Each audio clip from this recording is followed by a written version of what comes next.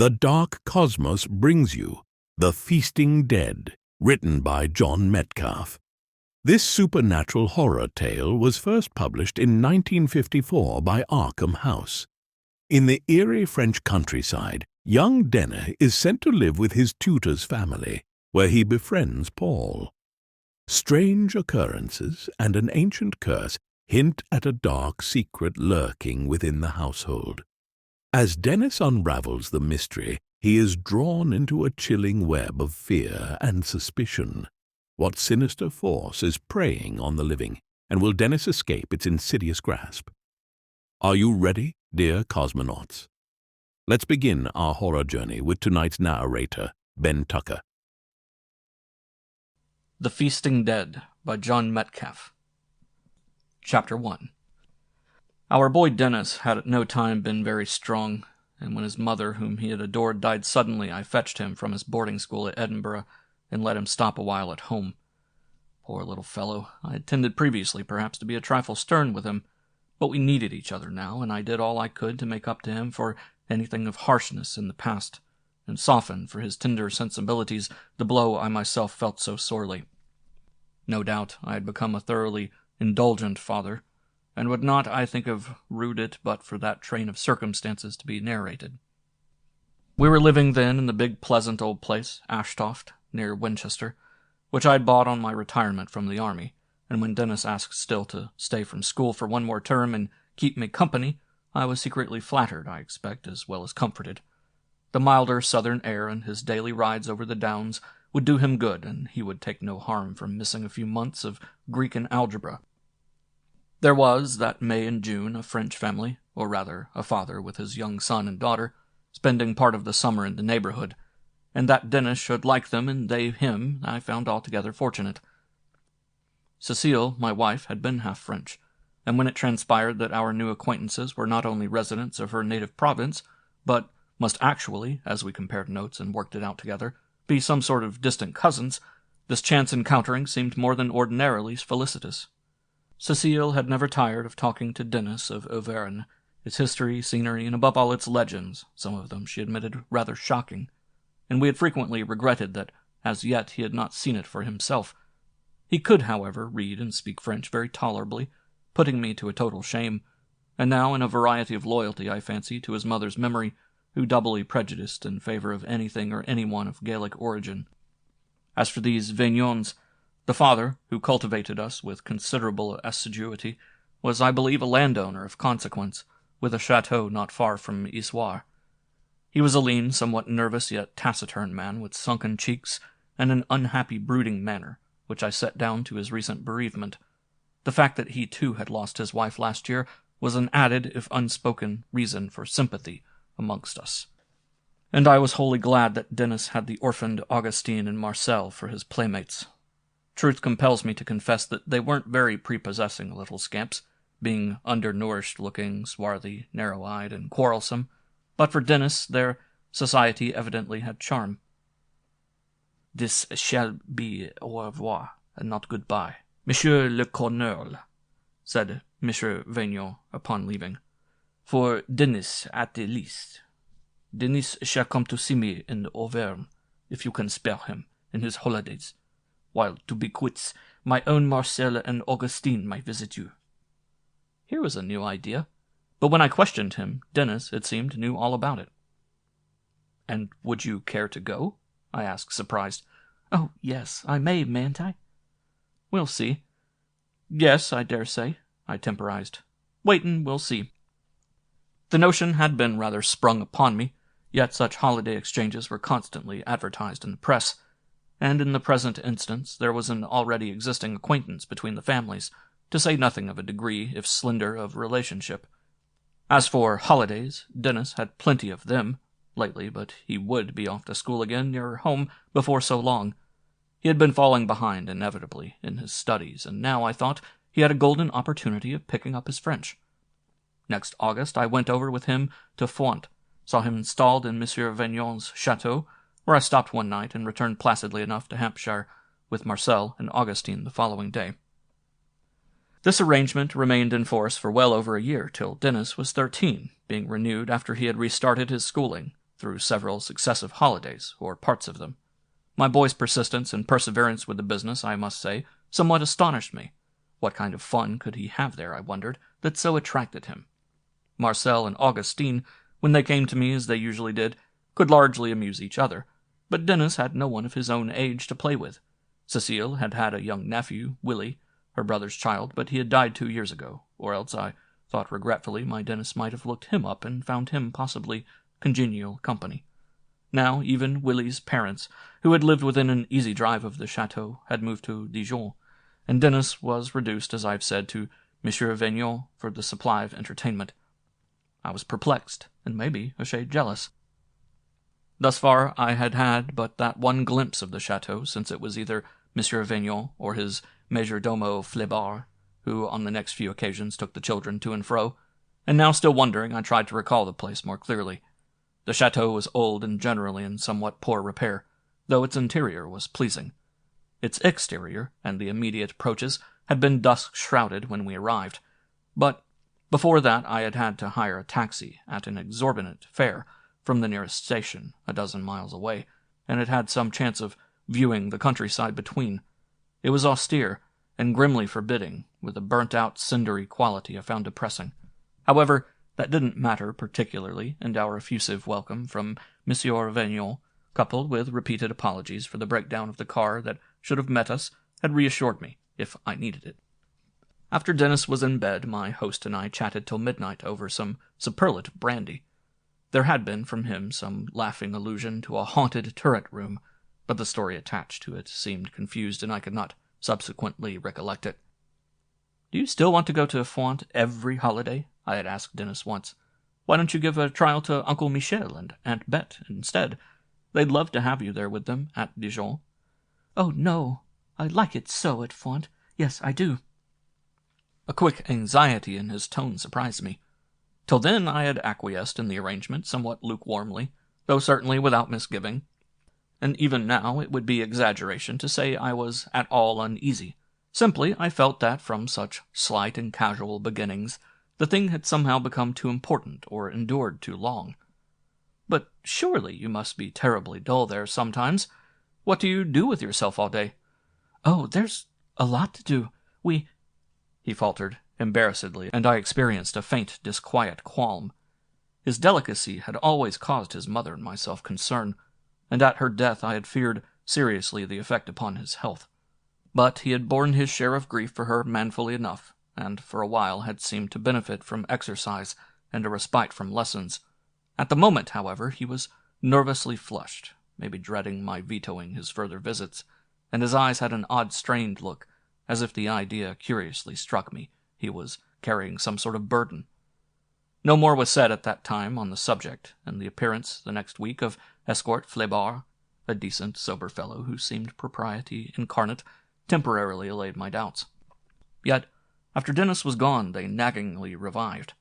What was it at the chateau, I could not stop wondering, that held this strong continuing attraction for my boy?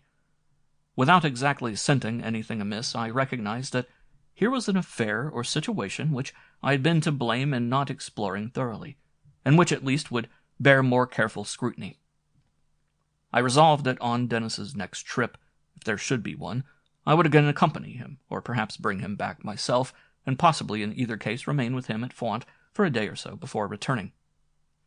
That visit I remember very well. I remember at its close concluding that no, there really was nothing after all to worry about, and then as a wave of unaccountable depression overcame me, feeling as vaguely puzzled and undecided in my mind as ever. Monsieur Vignon, pressing me to stop longer than the 3 days I did, had been almost too attentive a host, scarcely indeed permitting me out of his sight. With his own children, of whom next year he would see less, one being entered for a lycée at Bourges, the other for a convent school in the same town, he seemed stricter than in Hampshire, and I reflected wryly that while it lasted this exchange system certainly gave him the better of the bargain, for there could be no comparison between my handsome, graceful Denis and his two replacements, queer, cryptic little monkeys that they were. For my sojourn at the chateau it had turned out more convenient to choose not the beginning but the end of a stay there by Denis of 4 weeks.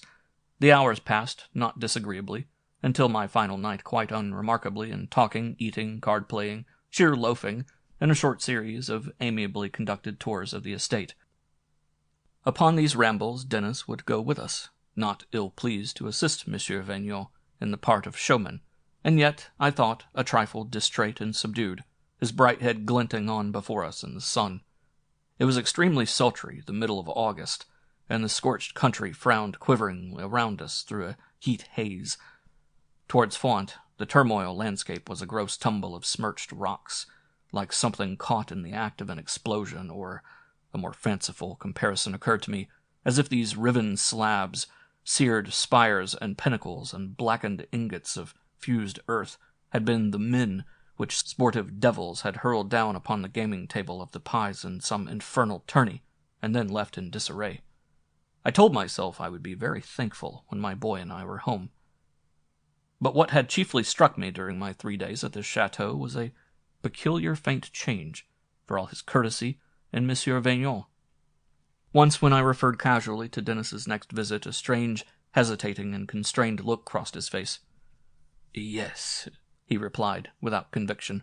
"Ah, well, we all grew up, and the best of things come to an end." That night, the eve of our return to England, I was restless. My feather bed stifled me, and I remembered that a winding stair outside my room adjoining Denis's led to a small garden. To snatch a breath of fresher air, I began in my dressing-gown to descend the stairway, but stopped short at the sound of voices. It was Monsieur Vignon, talking, I rather guessed, to Fleabart. "No, no," the disturbed half-whisper reached me. "we can't, I tell you. Hélas, it has come again." Hastily but softly I retreated. Monsieur Vignon's last words had been spoken with a curious emphasis of fear, or of a kind of despairing disgust, and for an instant I regretted not having waited for a sentence or two more. Undecidedly I regained the landing and saw a crack of light under Denis's door. I gently opened it and entered. "Hello," I said. "So, you can't get to sleep either." "No, it's so hot." He was sitting up in bed, a candle burning in a wall sconce behind him. In some way he seemed apprehensive and excited. "It's not as quiet as you'd suppose out here in the country," I remarked, less from an interest in the fact than to conceal my own continuing agitation. "I thought just now I could hear those old cows moving in the barn, or it may have been the horses in the stables."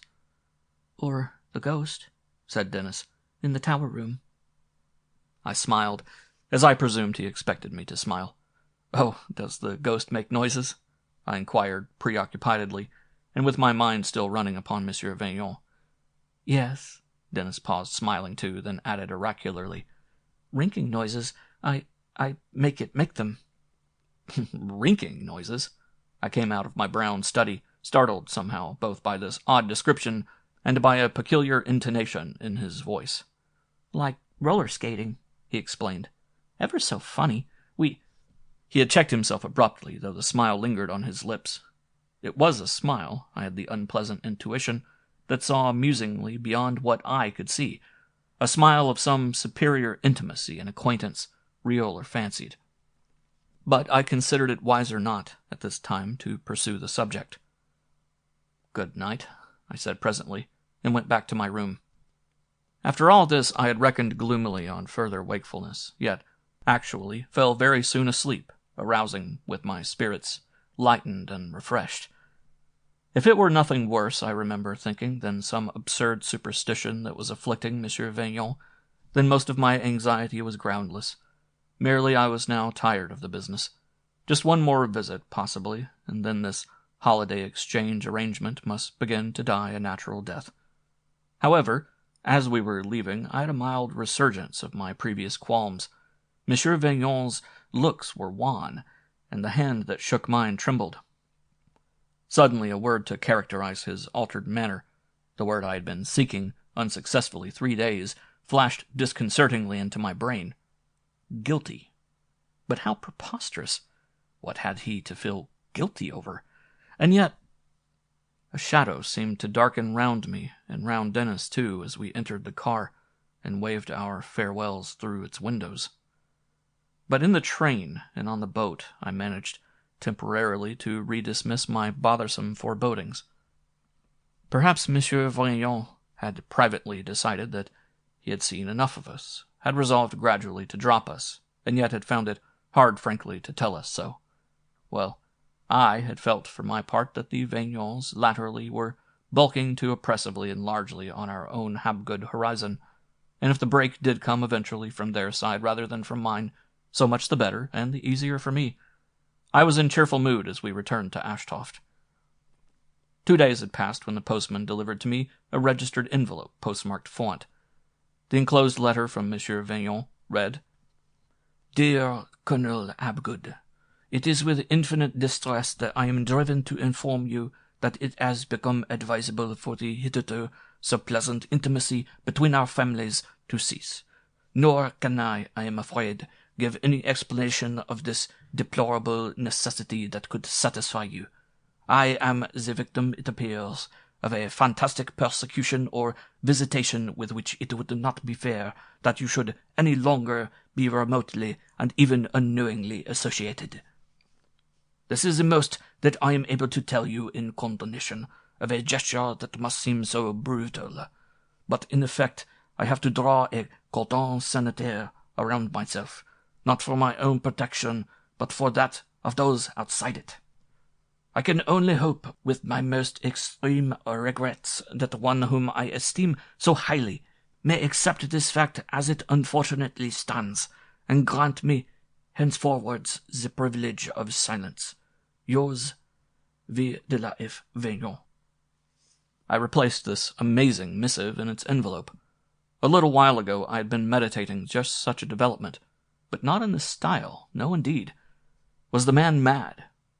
Oddly, my predominant emotion was not of hurt, or any anger with him. It was rather of bewildered consternation, and even a sort of fear, as if, instead of ending, as it seemed the real trouble were just beginning. Somehow the thing hit me in the face. I did not immediately tell Denis of Monsieur Vaillant's letter, and for over a week I was considering exercised as to how I could best and most wisely do so. Finally, I let him know of it, saying that the Vaillants were going through some kind of private domestic crisis which would probably prevent his staying again at the chateau for some while at least. Admittedly, this was putting a mighty gloss on the affair, yet how else was I to phrase it? Probably, as I had surmised, Monsieur Vaillant had been brooding this step for several months, and failed to muster courage to declare it verbally. But now its absurd written black-and-white announcement was, in all conscience, blunt to crudity, whatever its excursions and whatever the Dickens persecution and visitation might be held to mean, and I could hardly show Denis that. He received the news quietly, though I felt it a false and deceptive quiet. It must have been a serious matter to him, and as I see it now, he was inwardly and desperately trying to measure its gravity, and to decide how far this setback might be neutralized or remedied, and still accommodated to his own desires. I was extremely sorry for him, and cast about in my mind for anything that would render the blow less wounding, and leave him a little happier. Oddly, and soon enough, he himself sought to help me out of this difficulty, but in a fashion I by no means relished. "I think it'll be Raul I'll miss most," he said, as if reflectively, yet with a certain patness that did not escape me. "I told you about him, didn't I?" "Raul? No, you didn't." "Didn't I? Not Raul Prevost? Surely I—" "No, you never spoke of him. Who is he?" "Why, he was my greatest friend over there, in a way. I must have told you. We caught moles and bats together, and went up to Pi. He's a sort of odd job man, I suppose you'd call him. He gardens and fells trees, and looks after horses, and— Oh, I know." Denis paused, as though struck by sudden inspiration. "He could come here. He could work for you. You need someone like that. Oh, if we had Raoul here, I wouldn't mind not going again to the chateau." "Nonsense," I answered brusquely. "Now, really, how many licenses do you think I'd have to get for importing an article like that from France?" What made my tone momentarily bitter had not been the bizarre character of the suggestion, so much as the recognition, in my own boy, of a species of duplicity, for he had never mentioned this Raoul previously, and must have known it. While most emphatically I wanted no more Vaillant echoes of any sort, size, or description, Denis's brows had contracted in a kind of secret defiance. "Oh, well," he said glumly, "I expect we'll see him here anyhow. I expect he'll turn up, one day, just the same. And the devil of it was, he did. We had finished breakfast, and I was lighting my pipe in the morning room when I heard a light tap at the window. Glancing up, I saw a man outside. He was short and rather shabby, but his face I could not then properly discern. In an instant, heart-sinkingly, I realized who it must be. The fellow was gesturing, and I, in turn, found myself echoing his signals and pointing sidewise towards the front door, which I opened for him. He stood there in the porch, and again with vague nonplussment. I had the incidentally worried feeling that somehow I could not make out his features as plainly as I should. But at that moment there was a scamper of footsteps behind me, and Denis all but flung himself into the figure's arms. "Raul! Raul!" he exclaimed ecstatically. "Oh, I knew you'd come!" Bonjour, monsieur. Our visitant had put out a hand, which I mechanically shook.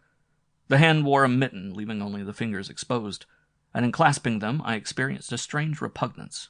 They were cold and lifeless as a dummy's. But the man could speak, it soon appeared, and volubly.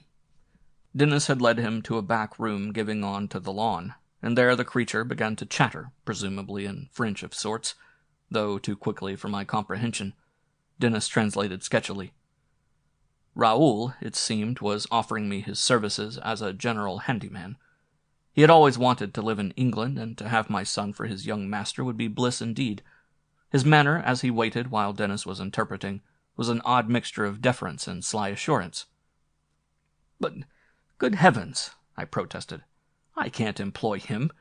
What about his labor permit? He can't just plant himself on us like this," and the man sat there impassive, his shadowed face averted. Denis was talking with him again, conveying, I supposed, the substance of my objections. "He's staying here in the village anyhow," Denis announced, "though it would be nicer if he could use our loft over the old coach house while he was looking around." "He shall not use our loft!" I remember almost sputtering in my dumbfounded indignation. But, in the end, he did. Whether a greater and a prompter firmness on my part would have prevented, or, later on, ejected him, I do not know. I believe now that it would not, and, in a sense, that what was had to be. Since Cecile's death I had denied her child nothing, and if such pampering were weakness, it had at least been hitherto a natural, and perhaps pardonable weakness. But my acceptance or toleration of this creature, this object, this ambiguous knot in a board, with whom Denis's infatuation seemed quite inexplicable, was a capitulation to my boy's half-tearful and half-sullen importunities, surpassing any previous indulgence. Be that as it might, Raoul took up his abode in the loft, and thus confronted with the fait accompli, I realized gloomily that it would mean now a lot of unpleasantness and fuss to shift him. So for the time being, and the time being only, as I tried to make it plain, he stayed. There were nearly 3 weeks still to run of Denis's summer holidays, and he spent their waking hours, to my chagrin, almost entirely in his idol's company. I felt bewildered. Why, actually, had the man come here? And had there been a prior secret understanding between him and his admirer in the matter? Was his passport in order? Though I presumed it must be for him to have arrived at all. And what would the neighbors and my own servants think? However, superficially and for a while there was less trouble than I had anticipated. The fellow, to grant him his due, was unobtrusive to the point of self-effacement, and indeed appeared anxious to keep out of people's way. He insisted on some pretense of working for me, and occasionally was to be seen polishing boots and harness, clearing dead wood from the shrubbery and the like. His meals he ate usually apart, fetching them from the kitchen, and consuming them in his loft. How he got on with my cook, Jenny, or with my maid, Clara, I was at first unable to find out. Probably they decided that the curious importation represented merely one more whim of the young master's, and for the present let it go at that. As for my regular groom and gardener Dobbs, he, as it happened, was in hospital, so his reactions were not yet available. Just the same, the position was bizarre. Denis would shortly be returning to school, and then, of course, there could be no excuse for Raoul's remaining. I half thought once or twice, and despite the silence so mysteriously enjoined on me of writing to sound Monsieur Vaignan on the subject, but, as may be imagined, I was pretty much on my dignity in that quarter, and had, besides, no right whatever to assume that he was implicated or involved in any way with Raoul. I was on the edge and out of sorts, living, it seemed, unreally, in a kind of semi-dream. More and more I became sensible of this man Raul's presence, irking me in a manner I could not describe. And one small item in particular still teased me. The fellow had been here, now close on 2 weeks, and yet for some reason I had never formed a clear idea of his appearance. Either his features struck me differently at different times, or had a queer indefiniteness that amounted, as it were, to nullity. It was not till later that I discovered that this little difficulty of his facelessness had bothered other people too. One day, less than a week before the end of his holidays, Denis had started a slight cold. It seemed nothing much, and hadn't stopped his going out all morning, as was now his rule, with his obnoxious playmate on the down, but was enough in view of the nearness of his return to school to worry me. I remember telling him to take it easy indoors for the rest of the afternoon, and then retiring myself to my study with the intention, I also recall, of settling finally my future course of action in this whole exasperating affaire Raul. But my deliberations had not got very far when they were interrupted by a visit from a Mr. Wallstrom, a local farmer to whom I was arranging to lease a meadow. Terms having been agreed to mutual satisfaction, the old man went on to gossip amiably of other things. "Your boy misses his mother, surely. Up there on the Winnaker I met him this morning, looking right poorly, and chattering away like that, all to himself." To himself? Why, I faltered, confused and apprehensive. "Well, yes, talking, or it might have been singing, and funny thing, my 2 dogs, oh, you should have seen 'em. Such a snarling and a snapping. Never seen 'em act that way with your young lad before." Presently Mr. Wallstrom wished me a good day, leaving me, certainly, with plenty to think over. It was extremely strange. Denis, I knew, had gone out, not alone, but with Raul. And then those dogs. For, oddly, it had been with dogs that Raul had achieved as yet his summit of unpopularity. My own setter, Trixie, could not abide him, shivering and growling quite dementedly whenever he was by, and evidently undecided whether to fly from or at him. I was still trying to digest the implications of Mr. Wallstrom's story, when the form of Raul himself darkened the panes. Outwardly and otherwise well conducted, he had an annoying habit of coming round to the windows and tapping to attract attention. This time, perceiving I had already observed him, he did not tap, but simply held up a hand. To my disgusted consternation, I saw that the wrist and forearm were bloody. Hurrying out, I examined his hurt. The flesh was badly lacerated. "Chien," I understood him to mutter. "Chien." Here was a further complication. Dog bites can be mischievous, and I would not risk attempting to treat such wounds myself.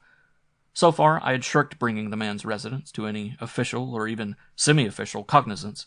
But now, if the doctor was called, my precious piece of contraband must be declared, and I foresaw all sorts of tiresome queries as to the fellow's position under the Health Insurance Act and the amount of stupid fuss.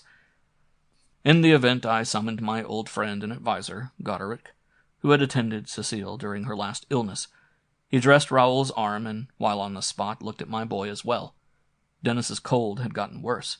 He was running a temperature, and Goderic promised to come again next day. Reports then on the 2 patients were discouraging. As for Raul, he had had to be moved to a small attic bedroom. His wound was an ugly one, and I somehow gathered an impression that Goderic was puzzled by the case. Denis, it seemed probable, would not be fit to return punctually to school, and for a time I half suspected him of shamming in order to postpone the parting with his friend. He, Denis, had been told of Raoul's misadventure, and pleaded vainly to be allowed to see him. The pair were upon different floors and in different wings. The farther from each other, I had thought, the better. Raoul's accident, and he could or would not state which dog or dogs it was that had attacked him, had been upon a Thursday, and by the Sunday his arm still showed no improvement. The following morning, Goderic rather surprised me by asking to see for myself, and I watched him unwrap the bandages. I caught, I fancied, an expression of something approaching astonishment on his face when the torn flesh was bared. The entire limb below the elbow was swollen, and had a repulsive, livid hue. Goderic motioned me to go. "I'll see you afterwards," he murmured. "Well," he said, rejoining me downstairs, "I'll confess I'm a bit foxed. The latest wonder drugs proved a flop, and it's quite extraordinary. But the whole forearm seems... Yes, what? I pressed impatiently. Why, to have mortified. But it couldn't have, to that extent, without other associated symptoms, gross symptoms, which just aren't there. Yet, well, pah! Well, the damn thing almost stinks. I stared at him, and he went on. I'm speaking unprofessionally, Hapgood, and not merely being nosy. Precisely how you came by this odd customer I'm not inquiring, but... Our talk was interrupted by a scurrying commotion in the passage. The door burst open, and Clara entered with scarcely a preliminary knock. Oh, excuse me, sir, but Master Denis... Behind her at that instant Denis himself appeared, tearfully distraught. What is it? I said, pushing Clara aside and catching him up in my arms. What's happened? But for a while, after I had carried him back to bed, he refused to tell us. It was only at first from Clara that we discovered that Raul must have stealthily crept from his room, traversed the intervening corridors, and visited the boy. Clara had heard a cry from within the bedroom, and seen Raul emerging just as she arrived upon the scene. Furious, I was starting off there, and then for Raul's attic, but Goderic restrained me. Let me, he said. I'll go. He was away a long time, and when he returned, his words further amazed me. Well, I give up. I'm not a doctor. Doctors don't see such things. Call me a bald-headed Belgian and be done with it. I give it up. What do you mean? Why, when I got there, the fellow was smiling. By the way, has he a face to smile with? I'm never sure. Was sort of smiling and holding out his arm and saying, Gary, Gary, like a Cheshire cat, if they do. I'm a bit overcome. You mean... I mean that it was cured. Is cured. A little swelling, and he's a normal slight fever. Here, give me a tot of your Glenlivet. I tell you I give up. This episode, itself grotesque, marked the beginning of a fresh, more ominous phase in my relationship with Raul, and brought into my mind's open a host of doubts. And until then, but dimly realized fears. Just as the startled eye may all at once perceive the latent shapes of horror in the far, nobly drifting clouds and summer leaves, or as the meek familiar pattern of a wallpaper may spring into a sudden tracery of hell, so now the course of these events revealed a darker trend. The unaccountable affair of Raoul's arm had left me quite uncertain what to believe or disbelieve, or what might happen next. Circumstances had forced me to admit Goderic to my confidence, yet for a while we each fought shy of a direct discussion. What had occurred was so fantastically out of line with ordinary experience that we had, I suppose, to try somehow to deny and to discredit it, a little even to ourselves. Raul made a complete recovery, and my determination to evict him was renewed. Denis, however, remained by no means well, and I still shrank from distressing him. As if guessing what I meditated, he had grown louder than usual in his companion's praises. You don't like him, he accused reproachfully, yet with a suppressed tight smile that had about it, oh, how shall I express it, a sort of odd, repugnant coyness. I just don't see anything much in him. He can't stay here forever. Why? What harm does he do? I wish you'd liked him. I did not answer, and we turned presently to other topics. But I continued baffled and, in some deeper sense, dismayed. It might be, as Denis said, that Raul appeared to do no active harm. But it was this very negativity that partly was the trouble, and made his evident attraction for my boy so utterly incomprehensible.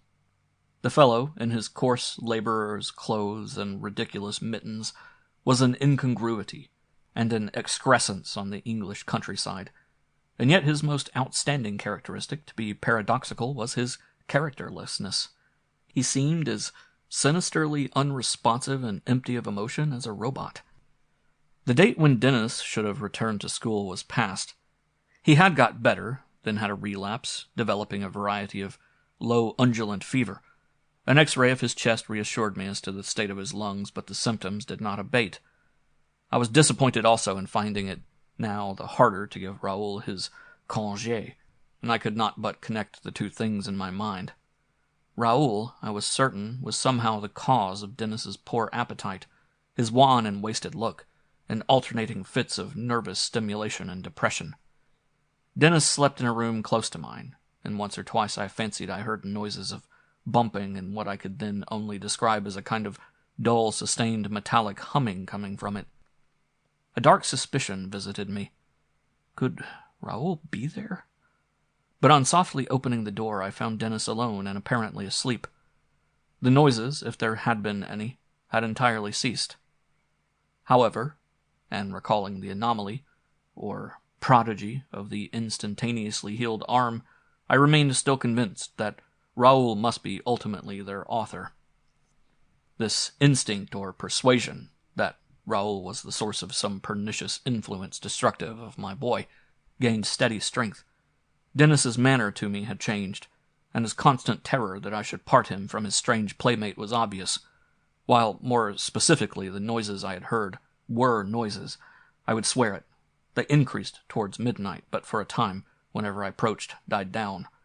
Goderic, up to a point, did what he could, but was, I felt, as well aware as I that tonics and cough mixtures did not touch the matter's root.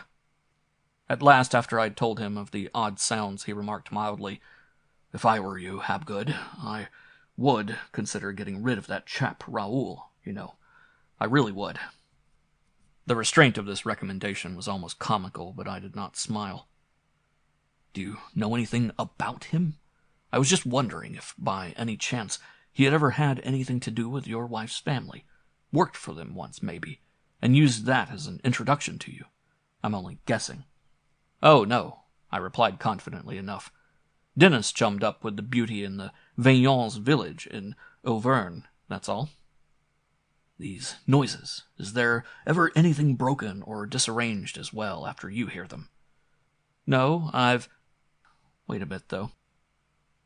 Yes, I remembered. I had found a vase smashed once, and more than once had noticed drawers pulled out, and a general air of untidiness or confusion.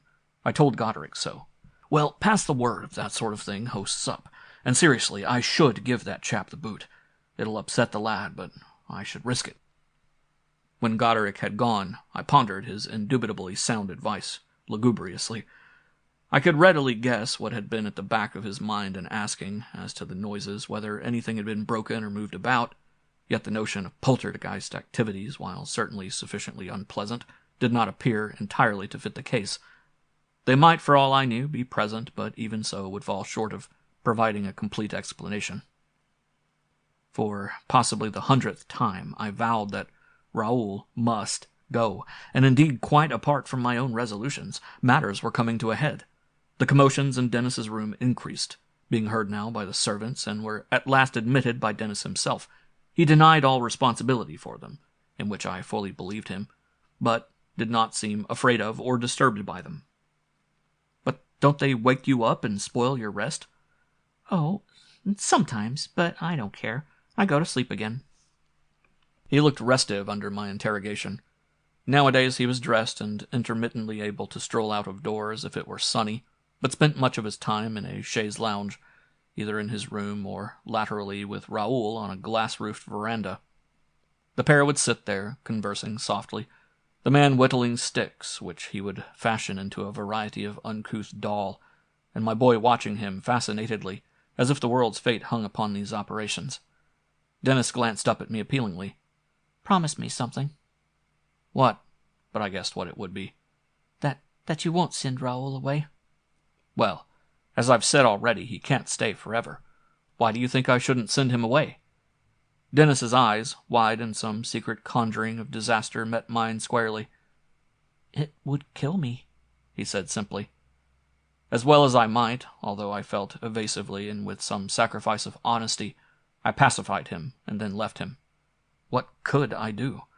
Denis, of course, had been exaggerating and distraught, but such words from a child. Of late he had grown appreciably thinner, and I had only to contrast these waxen cheeks and pallid lips with his comparatively vigorous appearance a short month ago to realize the alarming swiftness of the change. To say I could not prove this due to Raul was idle. It was from Raul's arrival that the symptoms dated, and it was from him, I was certain, that they sprang. This lay figure, this fantoche, this hollow puppet, was the unhallowed instrument of a vile infestation that had assaulted Denis's whole physical and moral organism. Watching the two together, as I was often able from a window overlooking the veranda, I would be driven into a kind of agony of speculation as to the nature of the bond between them. My boy's face, raptly brooding or wearing that charmed smile I loathed even more, was usually averted, but I caught on it sometimes an enthralled abandon or absorption that would chill my blood. The creature Raul, meanwhile, in his adorer's presence, would seem reanimated, made less neuter and less negative, as if his very being were enhanced and, how to put it, as if it were at Denis's expense. By Denis's depletion of vitality, that he existed, or that his actuality was heightened, as if, as the one waxed, the other shrank and waned. Scarcely troubling to hide my agitation as such ideas possessed me, I had tried once or twice to break in upon the pair in these ambiguous intimacies, but I soon recognized to no avail. The two would fall momentarily silent, Denis looking half guilty and half angry. Then, as I knew, the instant that my back was turned, their curious tete-a-tete would recommence. Nevertheless, despite its accumulating worry and distraction, my life had still preserved a surface ordinariness and normality. Friends would occasionally drop in on me, or I on them as heretofore, and I do not think now that they noticed much amiss. To be sure, they commented upon Denis's exhausted, drooping air, and sympathized with my anxiety about him, but they can have seen little of Raul, and probably the gossip I had tended to imagine rife was confined chiefly to my own household. There must have been some. Clara and old Jenny, even while not appreciating its significance, could not be blind and deaf to a good deal of what was happening under their noses, and their refusal to spread tales or fuss was testimony to their loyalty and long-suffering discretion. As for Raoul's outward or official status, this had been regularized with less ado than I expected. A week or so after his arrival, on the insistence, as I learned surprisingly of Denis, he had gone into Winchester, and Denis, acting as interpreter, registered at the police station as an alien. What did he put himself down as? I'd asked disturbedly. Not as my employee, I hope? And, "Oh, no," Denis reassured me. "Just as a visitor, just as your guest." That sounded well enough, and I grudgingly had to give Denis credit for his enterprise, but to confirm it I went in myself next day to Winchester. Yes, everything I was told was quite in order. Oh, yes, perfectly. I would have been interested to see the passport, which must have been produced by Raul, but had not pressed the matter. I was recalling this piece of compliance with legalities, comfortingly factual and satisfactory seeming so far as it went, to Goderic. He mused dubiously. The blighter's an infernal incubus, whatever else he is or ain't, and I wish you could just show him the door. As I've confessed, I'm a finger or so out of my depth. The case is fair game, I fancied, for a psychical researching bloke, or a psychiatrist. You're prejudiced, I realize, against them, and I'm not insisting, but I'm worried about you, as well as Denis. I'll have 2 patients here instead of 1 directly. It was true that the business was wrecking me. Each day I felt that I could stand no more, and that to end it I should be driven to some act of violence. When I eventually was so driven, it appeared for a short time almost a relief. The situation had continued to deteriorate. Denis, after a session with his dear, would wear an aspect veritably of the grave, and the idea which had been shaping in my mind before besieged me now with an increasing force. He is losing something, giving something, I thought. But he would not want to do that, do it deliberately, more or less voluntarily for nothing. He must get something, be tempted by something in return. But what? What? I lived in a waking nightmare, and the idea's hold on me grew stronger. That Denis's delicately nurtured boyhood should fall prey to the appetites of an amorphous doll and become the meat of this uncanny zany seemed of all things the most abominable. The details and precise technique of such infernal commerce were beyond my fathoming, but that the ghastly trade existed, and that Denis was its dedicated victim, I felt positive. Who was this Raul? When he had first arrived, I had attempted, if simply in grudging common courtesy, to engage him in conversation. but his thick, overknot dialect, as I presumed it, had defeated me, and nowadays I did not try to talk with him. As I watched him through the window, whittling his sticks and looking rather like a well-fed scarecrow, a speechless rage possessed me. Was the man knave or loon?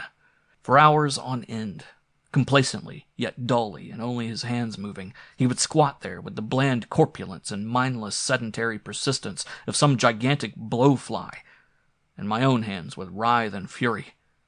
If I could catch him at it, I thought chokingly. If I could catch him at it, I would strangle him. If I could catch him. Yes, I had emotionally a very vague and general notion or suspicion of what might be going on, but that was all. While, as for evidence, if this dumb gangrened oaf were a variety of psychic leech, as I surmised, able to tap and suck away my boy's vitality, his health and spiritual stamina, how was it done? It was probably, I realized, a vain, or at least not ordinarily answerable question, yet the business, I argued, must have some sort of rationale, some sort of place and time. During a good part of the day the pair were under, or liable if I chose to come under, my observation, and I hardly believed that Denis received his consort in his bedroom, or vice versa. Latterly, Raul had returned to his old sleeping quarters in the loft, and in any case I had taken, I considered, adequate precautions against a nocturnal meeting. It was, however, then, between dusk and midnight, that the noises and other disturbances were most troublesome, and this, too, I reflected, fitted in with my theory to some extent. Poltergeists, I had heard, were regarded as the prankish play of a surplus vital force or energy, and it was just after this force's flow, from Denis, had been stimulated but yet deprived temporarily of its accustomed receptacle in Raul, that the impish manifestations centering around my boy were commonest. As to the poltergeists themselves, if poltergeists they were, I was not primarily concerned about or bothered by them, and it was commentary enough upon the situation, as I saw it, that such a matter should be reckoned a mere minor and subsidiary nuisance. Could it be only, how long, barely 5 weeks today since Raul appeared? At this time my nights were as a rule dark stretches of tormented wakefulness, and when, not often till towards early morning, I did fall asleep, my rest would usually be broken and haunted by appalling dreams. One of these I especially remember. I was in France, and Cecile was still with me. She had been recounting, it seemed, a legend of her native province, and, with an unexplained urgency, was directing my attention to a particular passage in a book. We were both standing by a wide window, and the diabolically piled Silurian landscape of Auvergne stretched from us for many leagues under a breathless summer heat. But the odd thing was that Cecile was holding the book up in front of her face, and expecting me to read it through its covers, and all the intervening pages. This, in some miraculous manner, I was able in my dream to do, though with difficulty and a sense of growing apprehension and oppression. Of one sentence, which she was extraordinarily anxious I should read, I could make out 4 words only. "Shall feast upon thee." I was on the point, I thought, of deciphering the rest, when suddenly the book slipped from my wife's hands, revealing not her face, but empty air. With a cry of terror, I awoke. The dream was only a dream, and probably just before I fell asleep my mind had again been running on Godric's query once as to a possible connection between Raul and Cecile's family, yet its tense, loaded flavor clung to me, and had the quality somehow of a presentiment. I felt I had no need to ask of what. For a good while now I had been scarcely capable of keeping up the pretense of normal living, and a crisis would not be long delayed. If I could catch him at it, I found myself always repeating, if I could catch him. And then one day I did. It was an afternoon in October, and Denis had been sitting with his inseparable companion on the sun porch. Occasionally he would desist from his talking and take up a book. It was a child's book from the shelves of his old nursery, and I was mildly surprised that he should still be interested in what I thought he had outgrown. The veranda, as I have said, was glass-topped, and there was a glass-paned windbreak at one end, too. Branches of a wistaria tree at the side had been persuaded to straggle irregularly over part of the roof, and there were pots of hydrangeas along the front. The blooms now were past their best, but the place retained a faded greenness and a, to me, pleasantly shabby, half-neglected air, which I should have been sorry to see give way to greater trimness. A window, as I have also said, commanded a restricted view of this semi-enclosed space, and it was through this window, the high French window of a small spare parlor, that I had often, with an uneasiness that had mounted as the weeks dragged by, to anguish, watched my boy and his companion. Yet, what was the good of that? I asked myself. They must realize by this my bursting suspicions and antagonism, and to them my harrowed glances would be merely spying. Denis was alienated from me, from his own father, and there was nothing I could do. On this afternoon I quickly abandoned such entirely fruitless surveillance. I must find something to occupy my thoughts and hands, or else go mad. I had remembered a broken fence by the apple orchard that needed mending, but having collected hammer and nails, I had scarcely started on my job before a fearful premonition of disaster gathered in my brain. I was aware, as if by a direct insight, of something enormously, incredibly evil. I must go back. This recognition of sheer calamity was so overpowering that I instantly dropped my tools and actually started running towards the house. However, an instinct of discretion slowed my steps, and I approached more cautiously. I could not where I was be seen from the veranda, but to make doubly sure, I took a devious route around a hedge of macrocarpa. Mingled with my apprehension was a swelling rage. How could I have been so blind, I remember thinking, to what was going on under my nose? For that was what it had amounted to. Why had I fancied that this infernal traffic necessarily required a set rendezvous or any physical propinquity? I will strangle myself, I heard myself saying. He deserves it, and I shall do it. It was as if my fingers were upon the creature's neck, as if time were foreshortened, or in some fashion telescoped, as if what was to happen had already happened, and I was already there. The October day was waning as, very quietly, I re-entered the parlor, tiptoed across the room, and looked. Raul, from where I stood, was invisible, but I could see Denis plainly, still sitting as I had left him, in a battered old wicker chair, reading his book. Or rather, he was not so much sitting as crouching, hunched forward in an odd stiff posture on the edge of the chair seat. A last shaft of reddening light drew frail fire from his blond hair, but his face was hidden by the book. An intimation of horror and of an unnameable corruption filled my heart. Something in Denis's queer locked attitude and his whole appearance utterly dismayed and sickened me. Hardly breathing, I stole nearer. My movement was very soft, but Denis must have caught or have divined it, for he started violently. The book slipped from his hands. Upon his suddenly revealed face was an expression I will not describe. It was open before me like a dreadful flower. Evil, we know, exacts its dues of ruin from the tenderest transgressors. But the reverse side of the matter is less willingly admitted and more shocking. And now the swift unveiling for me of sin's fleeting wage to my unhappy boy was beyond words appalling. I would, if I could, have shut my eyes on what I had surprised. Denis's features, fixed in their long enchantment, wore a look that was a travesty of boyhood and a blasphemy of all my memories of him. The face in its ecstasy was laced and hemmed and old with an oldness that had nothing to do with years. Watching him, while the running sands of his being received their frightful recompense, I too was a prisoner to an unreal eternity, though in my case of anguish. Then, instantaneously the spell was broken, as Denis gave a low, despairing cry. I flung apart the French windows and dashed out onto the veranda. Where was Raul?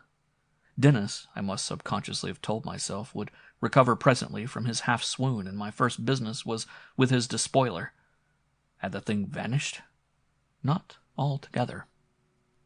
Below the veranda, in the glimpse of the shrubbery, I indistinctly glimpsed it, already in lumbering flight. I caught it up beside the hedge of macrocarpa, making for the coach-house. The figure, shadowy in the fading light, had turned at my approach, and in an odd, ineffective way put up a fumbling arm to keep me off. My hands closed round its throat, and for a while we struggled, swaying. Some seconds passed, and as yet the loathsome ninny had remained quite silent, but all at once I heard a little noise. It is said that certain creatures, ordinarily voiceless, may, in extremity, find feeble tongue, that, in the agony of boiling, wretched lobsters compass a last faint, unexampled squeak. And it was now of such a puny cry that I was put in mind. The sound filled me with revulsion. My fingers pressed more strongly. Raul, as we grappled, was being forced slowly backwards towards a tree trunk, against which it was my idea to pin him, and either he had managed to trip me or I had slipped and stumbled. The two of us crashed heavily, I uppermost. For some seconds longer I was still aware of him beneath me, writhing and battling, yet somehow eluding me. But the next moment he had gone. Dazedly I picked myself up and gazed round me in search of the thing that had melted into vacancy from my grasp. And there was no sign of it, anywhere at all. Chapter 2. There were black days that followed. I cannot convey how black. Though with the exit of Denis's sinister playfellow the worst seemed over, I felt in my heart chilly that this was only an uneasy breathing space, and that the story yet was far from done. Breathing space? No, it was not really even that. Raul, I hoped, was banished, but his work remained. Denis was ill, staring at me with horror and aversion, as if I were the sole author of his misery. He could scarcely bear that I should speak to him or go near his bed. The loss I recognized with anguish of his frightful parasite and paramour had virtually prostrated him, and he had ceased to be the boy Cecile and I had loved. As to the eerie lummox who had plagued us, I concluded that he had succeeded somehow in wriggling free from me and fleeing, that he would probably make his way back to France, and that, at least in person, if he were a person, he would trouble us no more. Or rather, this was what I tried to tell myself, I had concluded. Truth is not necessarily or always sober, and there was something here, I realized inwardly, of which all ordinary sane explanations and conjectures failed to take account. Denis, when I had re-entered the house after Raoul's flight, had been in a half-faint. The servants, roused by my running footsteps along the veranda, had found him lying by the chair and carried him to his room. Reviving, he had set up a low, continuous moaning, which did not abate till Goderic, whom I had at once rung up, had given him a sedative. That had secured him a night's sleep. But next day, as I have said, he would hardly suffer my approach, and once had even barricaded his door against me. I was at my wit's end, and terrified lest he should do himself an injury. Goderic shared my anxiety. "Have you discovered any more about this unholy creature now he's gone?" he asked.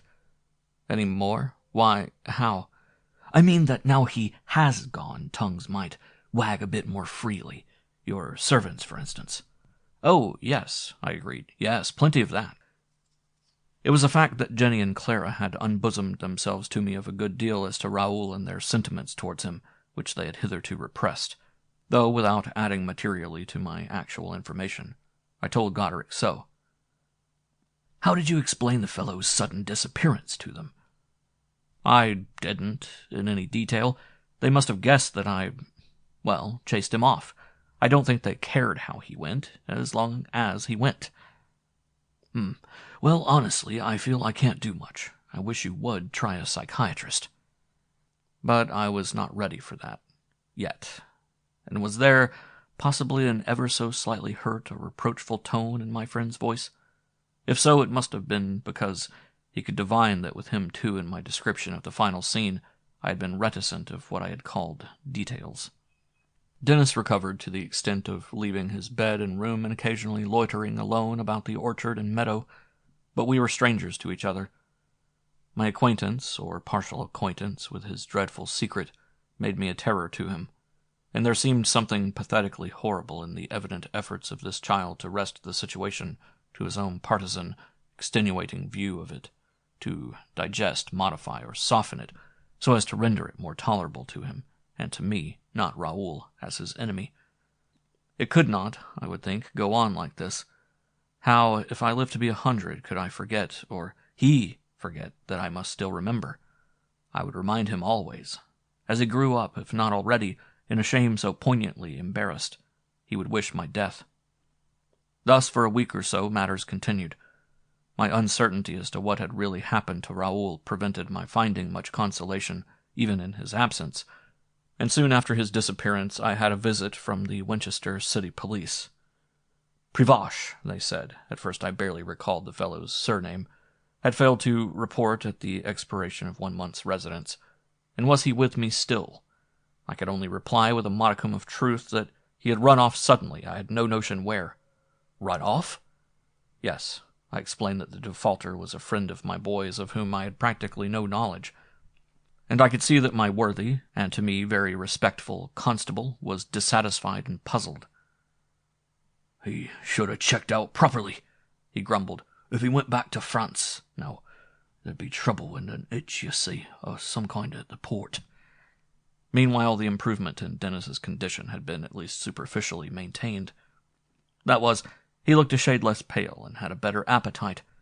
The nightly thumpings, hummings, and a new ingredient, derisive hootings, had, however, increased, the racket finally attaining such proportions that, out of consideration for my domestic's rest, I had his bedroom changed to one as far from theirs as possible. To me, his manner remained stubbornly hostile. I had pleadingly attempted to get him to speak openly, frankly, and give me his own version of affairs, but quite in vain. It seemed but too apparent that he had suffered a veritable bereavement, and was still pining for his vanished mate. Reluctantly, I was beginning to resign myself to taking Godric's advice and trying a psychiatrist. This course would pretty evidently expose me, as well as the patient proper, to a good deal of awkwardness and incredulous, silly catechizings, but I must shirk no measure that might restore my boy. The leaves were falling and the October days growing colder when I happened to receive a note reminding me of the approaching anniversary dinner of my old regiment. I'd never missed attending it, and the formal invitation card was enclosed. But now I had no heart to go, and besides, it would be out of the question. On the other hand, it was from Winchester, barely 6 miles away, that Mayfield, who had been my adjutant and was organizing the affair this year, had written me.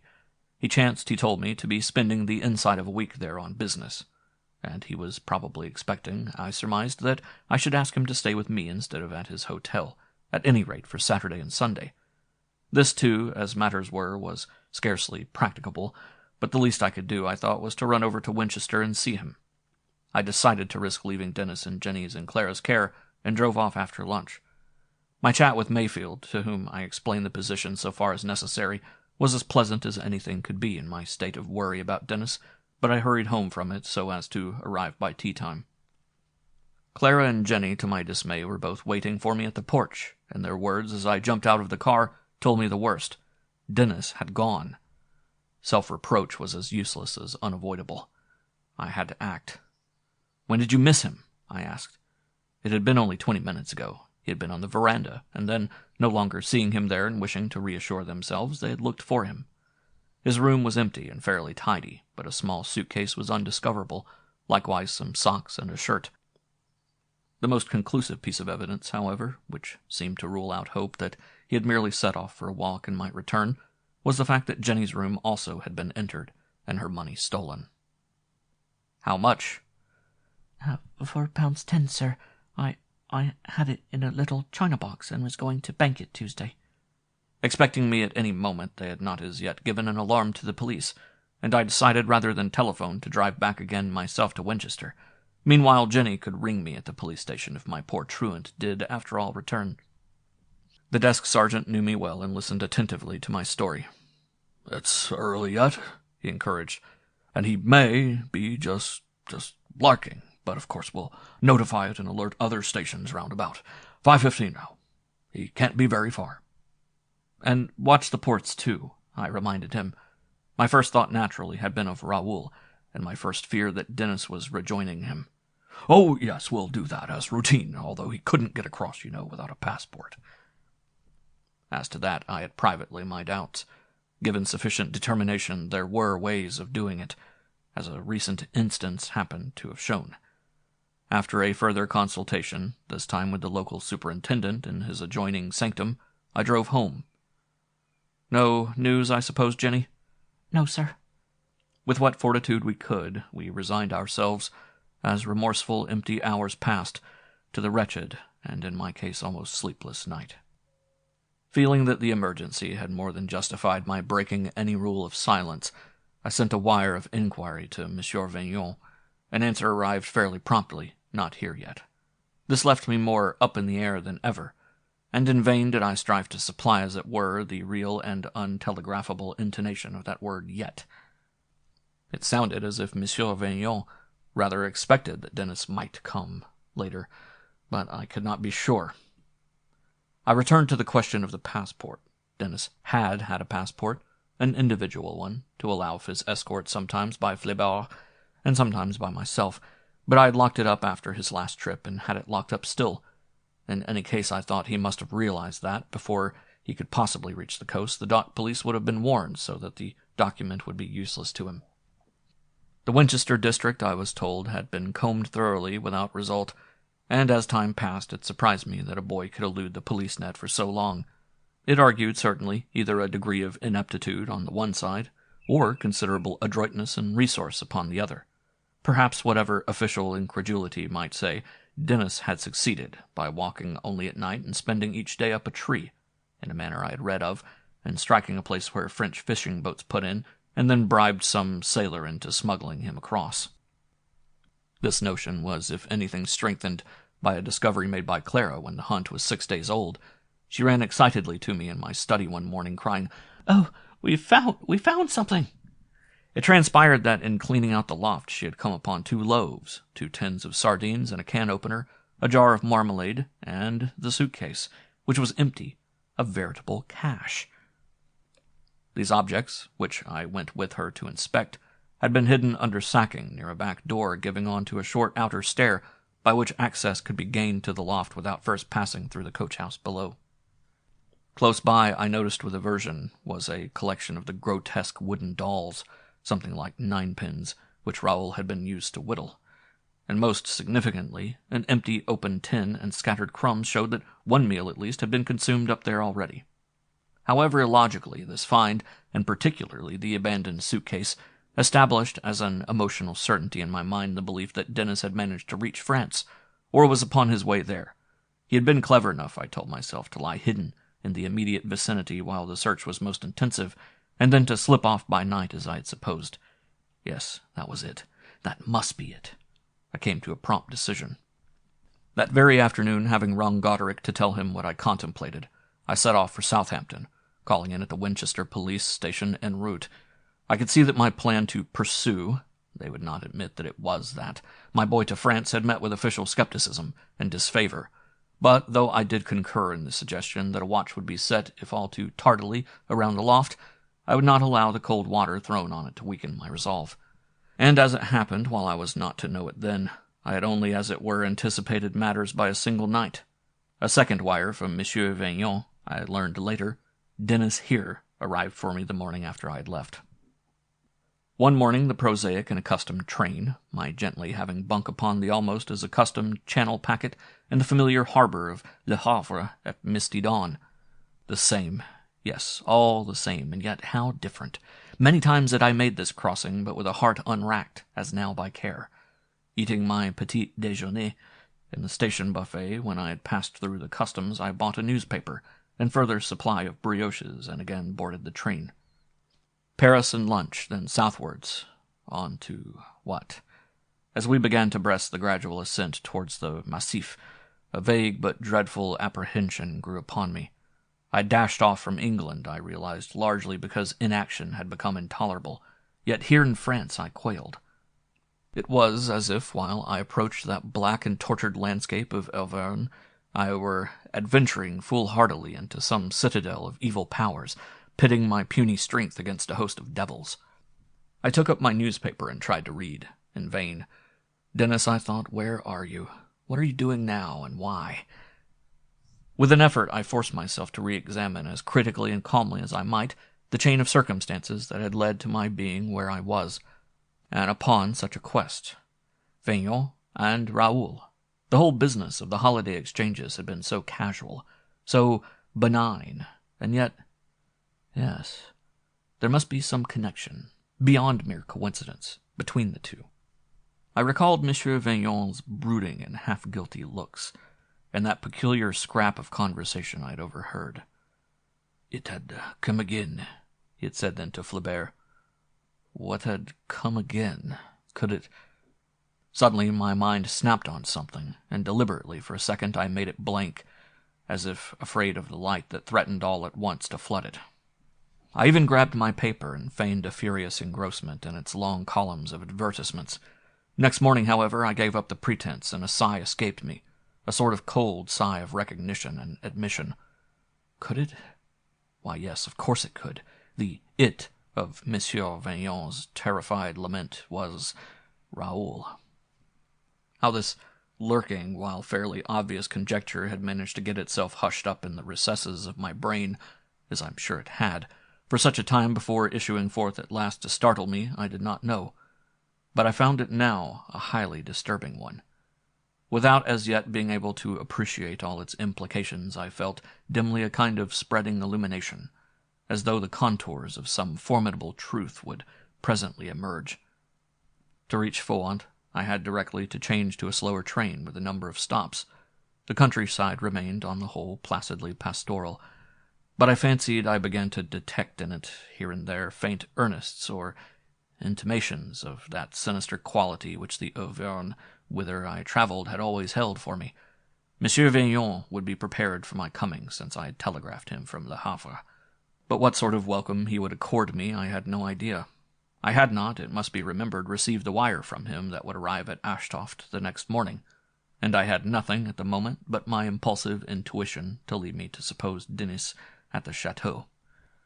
The sun was westering as we slackened speed for Fouant, and before that, of course, the scenery had assumed the intimidating gigantism and cataclysmic look of violence which every time I visited the place had sent a shiver up my spine. Alighting, I stared round me, but could see no one, on my own island platform or on either of the other two, except the ticket collector and a couple of peasant women. Perhaps Monsieur Vaillant was so indignant at my flat defiance of his previous virtual prohibition that he was not sending anyone to meet me. Owing to his strange imposition of silence, I had felt unable to write to him, or question him maybe concerning Raoul, and though I now suspected him of knowing more about it than he might confess, his official state was one of ignorance, and he might not appreciate the seriousness of the case. For a quarter of an hour I waited impatiently in the little salle d'attente. Had Monsieur Vaillant actually resolved to deny me his hospitality? But no, he had answered my first wire, and surely in common humanity he couldn't be sure a bear, and such a brute.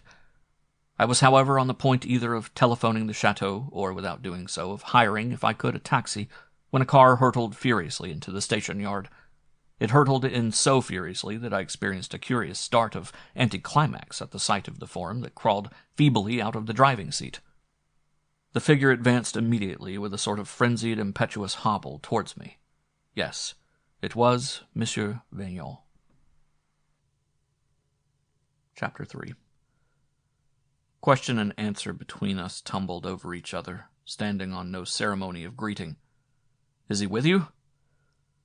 "Yes, but you could not have my telegram so soon." "Is he all right?" You will see." We got into the car. "Flaubert," Monsieur Vaillant explained interjectorily, "has left, and it is I who am chauffeur.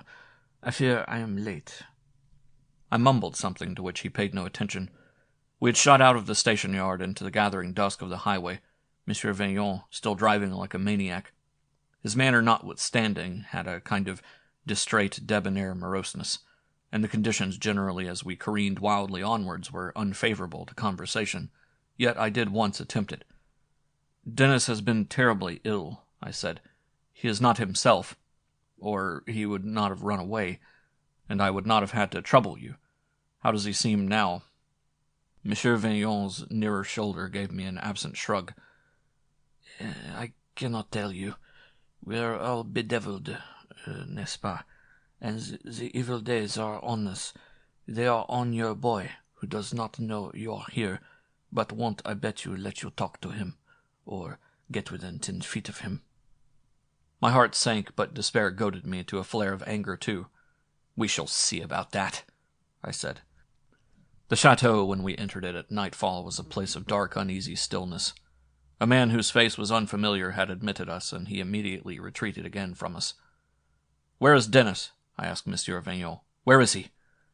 We had passed from the hall into a small salon to the left, wherein, I remembered, it had once been promised that Denis should devote a daily hour to the study of de Musset, de Dumas, and Victor Hugo. Whether he had ever done so, I doubted, but 2 walls of the room were book-lined. "Where is he?" I repeated. But at this very instant, hearing a step along the hall, I glanced up toward the door, and there, staring back frozenly at me, was Denis. It was a glimpse only that I had of him, for with a kind of indignantly affrighted "Ah!" he vanished. I rushed out after him into the hall, calling his name. A man, it was he who had let us in, stood there. "Dinner would be—" he was beginning. "Where is my boy?" "Le jeune garçon," I interrupted him. "Which way did he go just now? Which is his room?" The fellow regarded me consideringly as he replied slowly, "The same, but—" He stopped, then, with a quick and as if guilty or surreptitious movement, crossed himself. Denis's old room was on the first floor, by the stairhead. Having run up to it, I tried the door, but it was locked, and there was no answer to my knocks. "Denis!" I cried. "Denis, are you there?" Not a sound. It was just possible, though most unlikely, that the door had been locked from the outside. I knocked and called again, in vain. Descending to the salon, I debated wretchedly. It appeared but too evident that Monsieur Vignon had spoken truly, and that Denis had not ceased to regard me as his enemy. I recalled in misery the intonation of his "ah" when he caught sight of me some moments since. It had been an not merely of disconcertment and dismay, but I realized of actual execration. Monsieur Vignon had come out into the hall. "You see," he murmured dryly, "I was right." At dinner no place was laid for Denis, and Monsieur Vignon must have noticed my disappointedly inquiring glances. In the presence, however, of the ever-attendant Dorlo, as I gathered was his name, nothing of any importance could be said, and our talk was of trivialities. Meanwhile, my mind ran feverishly on what I had so far discovered. I had already seen, alas, enough to recognize that matters could not be adjusted offhand or hurried, and that the home-bringing of my poor prodigal would prove no simple and probably no brief procedure. There would be difficulties, especially in a foreign country, about compelling him forcibly to go with me, and in consulting with Monsieur Vignon, and striving to come at the inner truth of the whole business, I must do what I could to practice greater patience and restraint. After the meal, I again followed Monsieur Vignon into the salon, where he motioned me to a seat by the fire. "As you will doubtless have observed," he began immediately, anticipating one, though certainly not the most pressing, of the questions that burned upon my tongue, "Marcel and Augustine are gone. They were, in all benevolence, snatched from me by an aunt, my sister-in-law, who considered the atmosphere here not altogether sympathetic to young children. Mon Dieu, how very right she was." My good resolutions at such words broke down, and I burst out, "And my child, monsieur? What about him? He wasn't at dinner with us. Where is he now? Is he safe now, this minute? When did he come here, and why? You have told me nothing yet. There is a person, a creature, Raul, who—" "Ah, ça!" Monsieur Vignon had raised a nervously, or it may have only been contemptuously, deprecating hand to check me. "Let us not speak that name too loudly. It is a name to me of ridicule and of annoyance. To others, many people whose susceptibilities one must regard of something infinitely worse. He paused, continuing presently. "You are bound, now that you are here, to hear of this nonsense, anyhow, and I may just as well prepare you and forewarn you. Enfin, it was of that, in fact, I wrote to you, or anyhow of that I was thinking, when I advised you in my letter not to send me your boy again. When I told you I was the victim of a persecution, as in a mood of some exasperation, I recall I did. I was hardly exaggerating, and But, I broke in, I don't understand how... I hesitated, for my most urgent question would not be repressed. Is it here now? Monsieur Vignon considered me warily. It, if we are to call this damnable old wives' tale an it, is not here or active now. That is to say, enfin, it is not here now. After a moment he went on morosely. As for understanding, there are things of which one can perceive the effect upon oneself and others, but which one may not altogether understand, and may indeed, in a sense, entirely repudiate. As I've just told you, this nuisance, this most supreme and consummate nuisance, is not with us, actuellement. But your boy arrived here late last night, in search of it. He is trying. He will do his best to get it back. It would be hard to describe the unhappy confusion into which these words had thrown me. What was I to believe?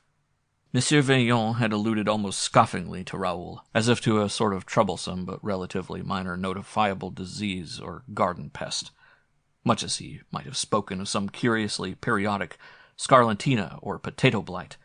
Yet underneath his shrugging air I could define a genuine and continuing apprehension. He rose abruptly, with an access of agitation. This kind of molestation, or superstition of a molestation, is not entirely unexampled, if one may credit certain authors, certain boogie-mongers of at least 2 centuries and more ago. He had moved to the bookshelves, ran a finger along the tops of a few heavy-looking tomes, and half pulled one out. No matter, he said, pushing the volume into place again. It is there, and duly catalogued, though under an evasive appellation. They call these preposterousnesses, or the cast of mind that fostered and engendered them, son nom, simply that, the nameless. Undecidedly, he resumed his seat. I give you my word of honor that when I first met you, and until recently this particular nameless had not, to my recognition, bothered us, or at all events, I do not deny that it or the rumor of it was supposed to have bothered us in the past, but it was presumed to be gone. Tant même, there was a technical and academic risk of which I might no doubt have warned you earlier. A tide of bewildered anger swelled in me. Yes, I said bitterly. Rumor or not, whatever the thing was, and whether we are mad or sane, you might indeed. You certainly should have warned me. Yes, you would have laughed, and rightly, or à moi, most excusably, at such history. You would have derided it, and me. And what would that have mattered if I had? I almost shouted, unable longer to contain the explosion of impatience. I had had to wait, on tenterhooks, all through the drive from Font, and then there through dinner, to ask anything of what I had been bursting desperately to ask, and now, when I could at last demand straightforward answers, I was treated to nothing but sidesteppings and prevarications. Monsieur Vignon was silent, his head bowed. I was entirely convinced that he knew very well he had not told me the whole story, and was still keeping something back. This nameless, I insisted. What is it? I mean, this particular specimen. We're just beating around the bush about it all, and I can't in the least follow what it is you really think you're telling me. If you are telling me, what is it? That's what I've got to know. But whatever it is, you surely could have stopped my boy from meeting it. He told me it was something he chummed up with in the village, a kind of semi-vagrant, it sounded, but... My words trailed away. Monsieur Vignon, his face white under my accusation, twirled his brandy, of which a glass was before me, too, untasted. He raised his own glass all at once and drained it. His expression showed an almost morbid exaltation. Ah, bah! It, you say it. Eh bien, it is something, if you please, that ebbs and flows and that refuses to be satisfactorily dead. Something that crops up and comes and goes, and is reputed to have plagued my family through 3 generations. Something that has nourished itself at intervals, so the tale runs, at our expense, and owes its very being and persistence to its victims. All that is in the textbook. Oh, we are not unique in this affliction. The so-and-sos you will hear, yes, a fine old family, but they have a sans nom. As for this particular example, as you say, it has a human shape, which you have seen. It eats, drinks, sleeps as other men, while it exists. Mon Dieu, it has even mended my edges, and bought soap or tea or salt at the épicerie, before I suspected it until it was recognized. And then, when it was recognized, oh, what a how do you do?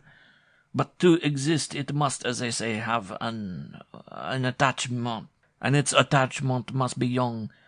If and when its victim, its petite amie, dies, the pest transfers its attentions, we believe, to the children of another, and the nearest branch. The thing is amorous, and rapacious. Nom d'un nom, quelle histoire, quelle fumisterie, quelle imbécilité, c'est ridicule, fantastique, incroyable. His voice had risen wildly on a note. It might be equally of scorn or terror. As a knock, at first soft, then louder, was repeated on the door, the man Dorlo entered, wearing a look of remonstrance. Monsieur should know that such excitement, of which the noise has penetrated to the kitchen, is very bad for him. Go to bed, monsieur. I advise it. Go to bed, where you may forget our troubles, possibly in sleep.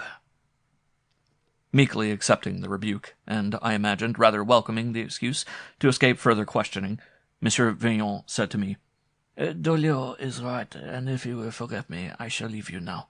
My health, latterly, is precarious.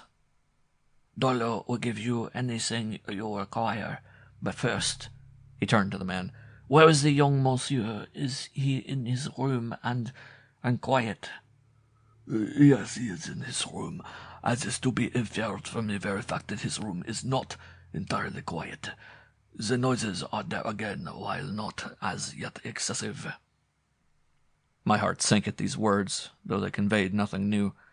The poltergeist disturbances, however, were connected in my mind with Raul, and their continuance depressed me. Good night, said Monsieur Vignon. I was desperately tired, but lingered a little longer in the library. What honestly could I believe, and what try still to disbelieve?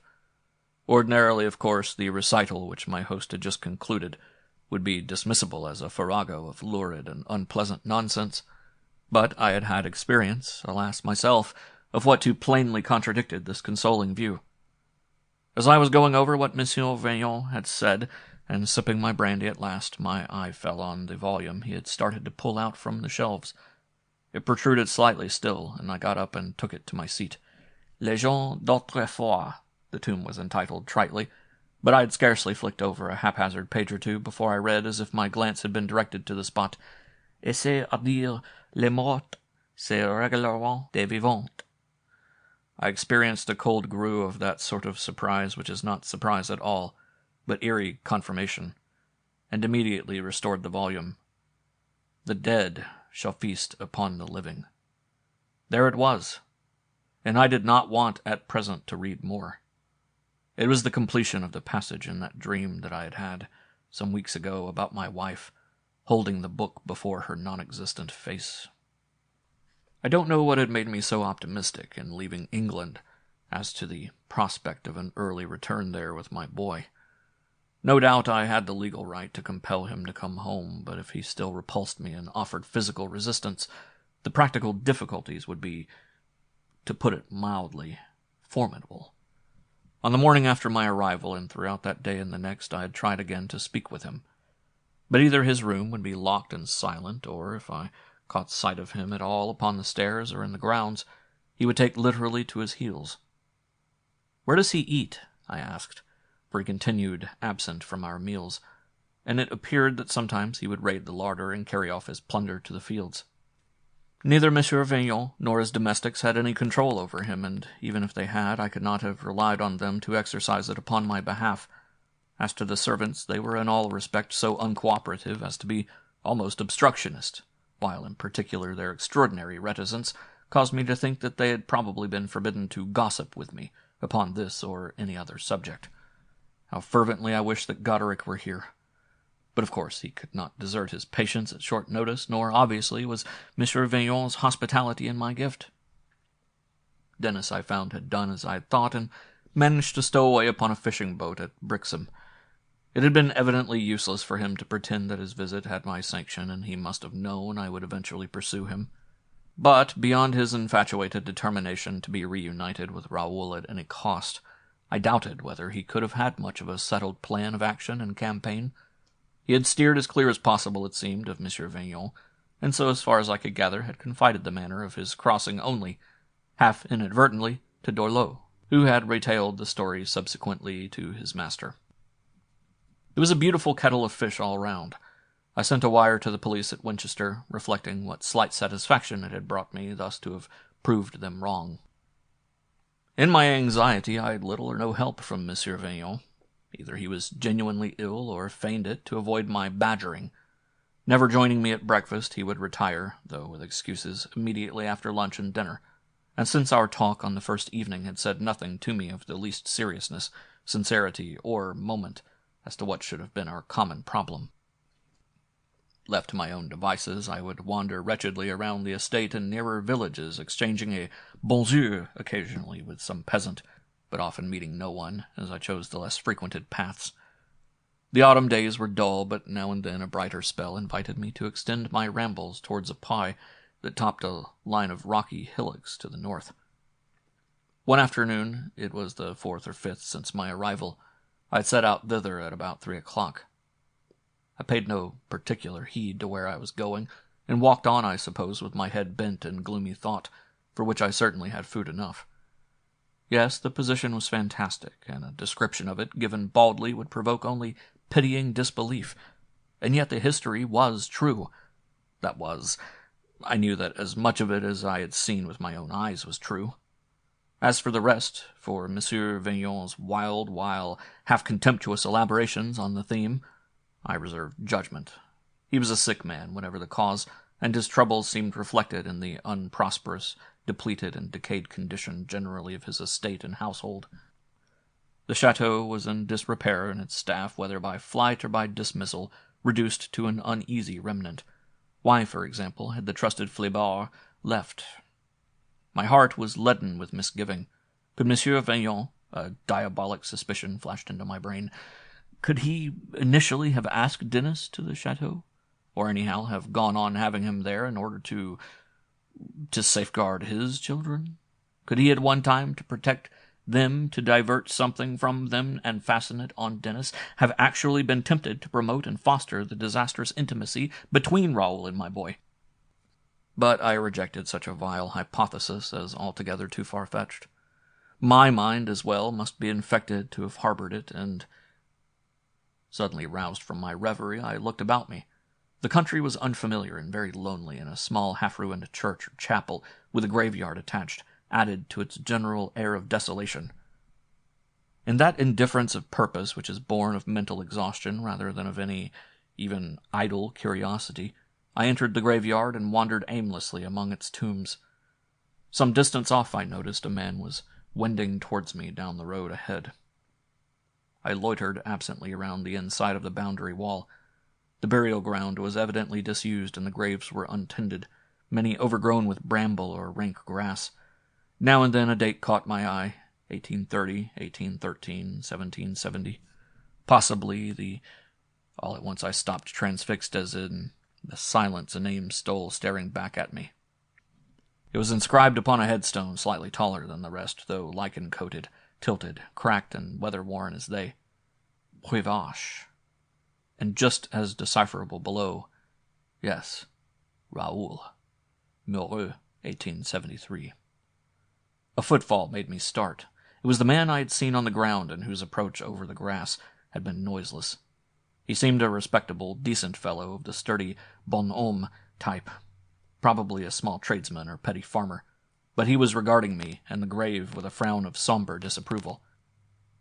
He gave a significant upward jerk of the head and pointed to the tomb. Monsieur knows perhaps of whom that is the grave? In a double disconcertment, I stammered faintly, "Yes, I know the... No, I cannot. I mean, it is the same name as somebody's I know." The man took a step backward, crossing himself, and said coldly, "Enough. Then it is to be hoped that Monsieur knows also that it is a bad name. Alors, bonjour, Monsieur." He was going slowly away from me, but on an impulse I detained him. "Why, who was he?" I asked. "Was he a criminal, or—" My tongue faltered, and as the man's glance met mine searchingly, it was as if 1,000 things had passed wordlessly between us. No, Monsieur. In life he was not a criminal, but—" He paused, then stooping, traced with a forefinger the date 1873. "That, Monsieur, was when he died. It is there, cut in the stone, and is, so far as it goes, correct. My father was mayor of the commune, and could remember all about it. I have even myself seen the burial record which was in the register of the parish before the amalgamation. I can tell you no more than that, if you please, Monsieur, that he died almost 80 years ago, in 1873. Again he crossed himself, and this time, as he withdrew, I did not stay him. I was thrown momentarily into a kind of panic. In a sense, my talk several evenings since with Monsieur Vignon should have prepared me for this further shock, yet I had still tended then, I think, to discount a good deal of his discourse as crazy ranting, which he had not repeated, and probably repented. But now the story, borne out in another mouth, had gained fresh substance and solidity. Something, a mortuary breath of evil, had addressed me, subverting reason and defeating sanity.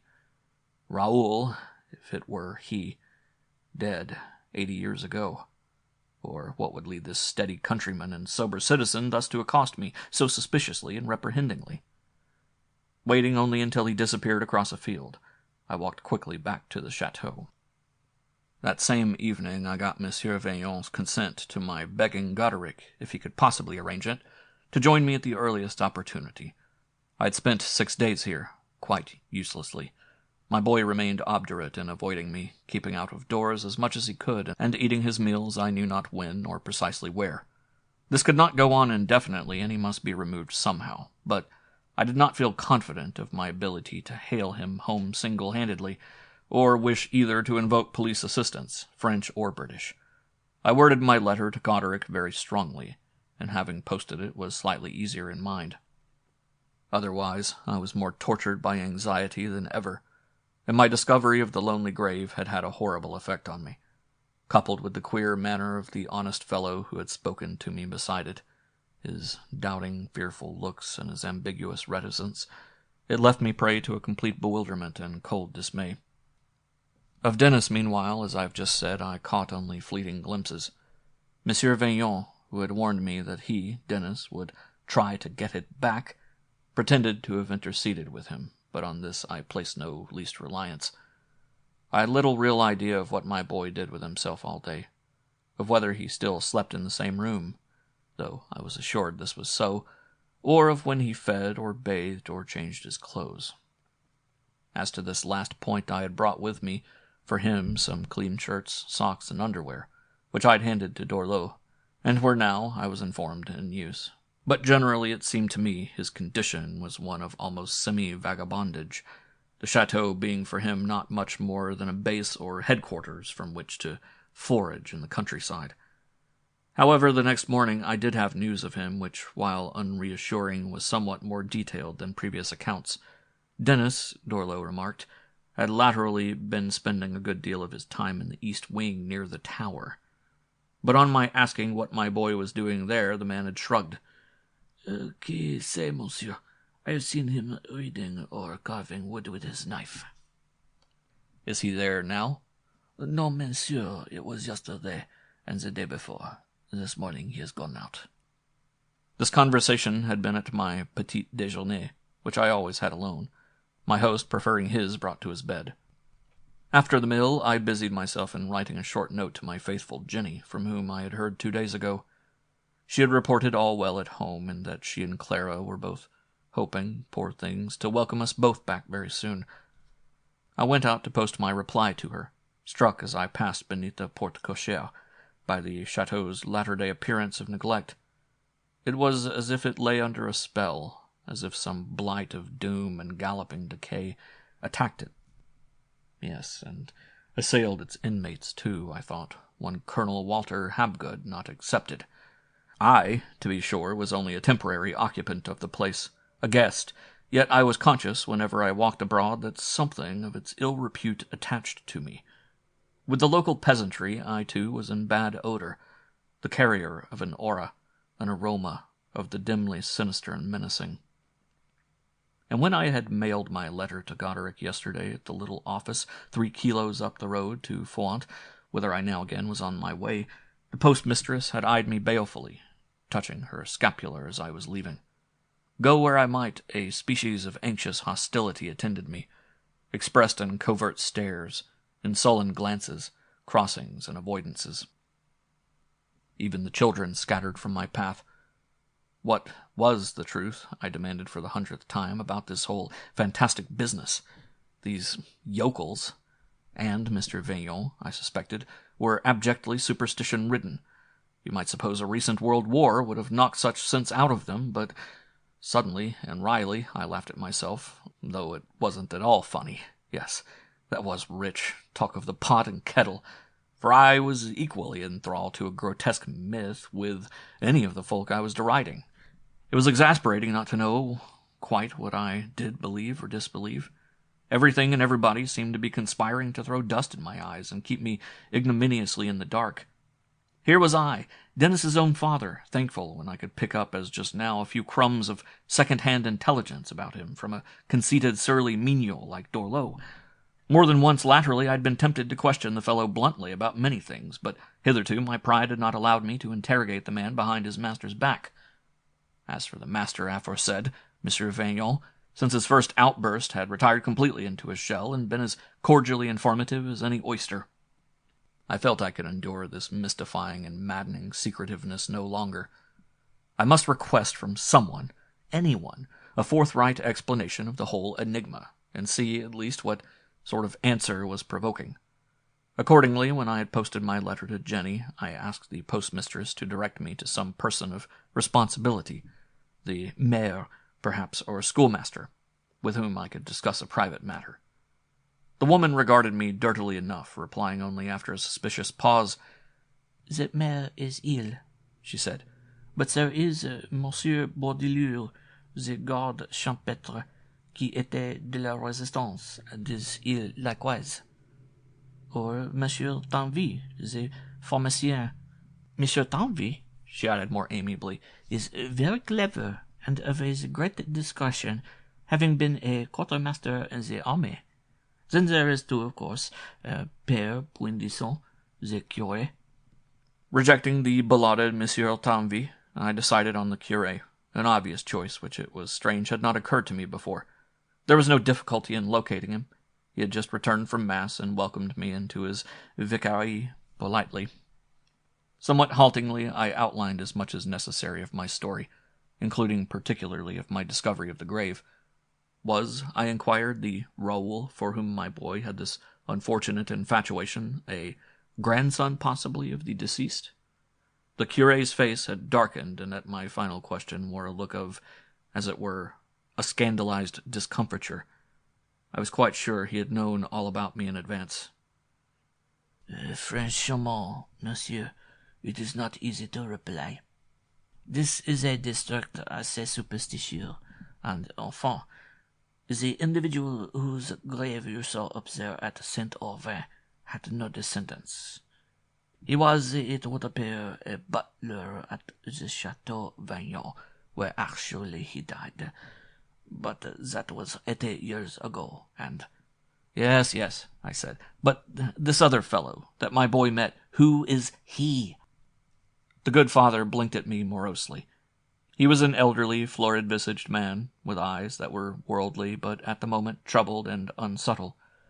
Monsieur, he said reproachfully, you come to me like this and ask me what? To confirm and to endorse a doubt that has beforehand been implanted in your mind.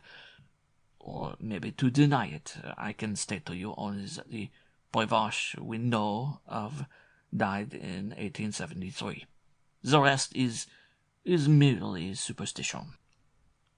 And the superstition is? He shrugged weakly, uncomfortable and disdainfully apologetic under my pressure. Évidemment, the superstition you insist that I enunciate so clearly is that the Prevost who died in 1873 and he for whom you say your boy has this engouement are one and the same. C'est ridicule. Alors, and I have told you absolument all I can. His manner, while still courteous, showed the beginnings of a self-protective frostiness, and again marveling, I felt defeated. All these folk, when you tried to tackle them and pin them down upon the subject of this preposterous myth, affected superiorly to scoff at it, yet all of them in their hearts were really scared of it. Thanking the curé, I took my dissatisfied and disappointed leave.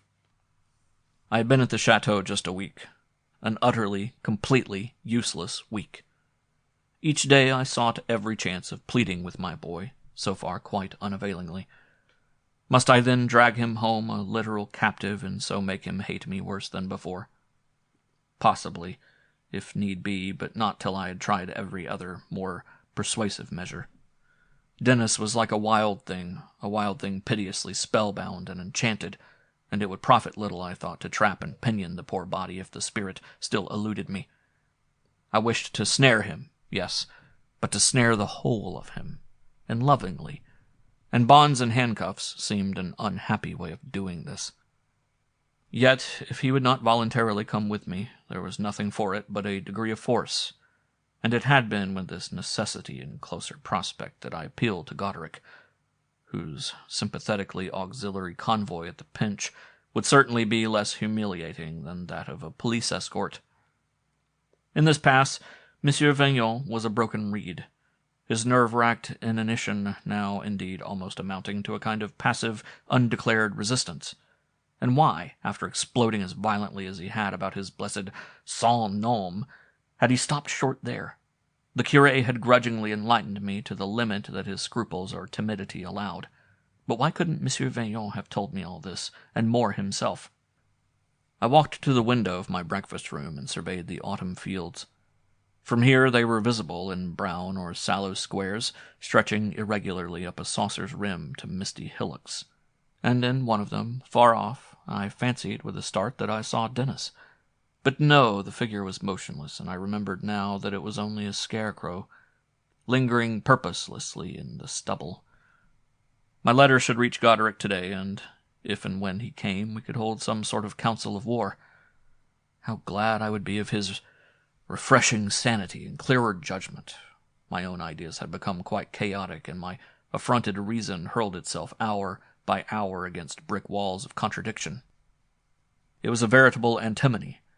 On the one hand, here was the mid-20th century, with, even in this backwater, the trains, post, newspaper, and radio, should Monsieur Vignon but elect to buy a set, and an occasional avian droning overhead, while on the other, equally compulsive of assent, there lay sheer medievalism, rank mythology, a weird anachronism of fantastic horror.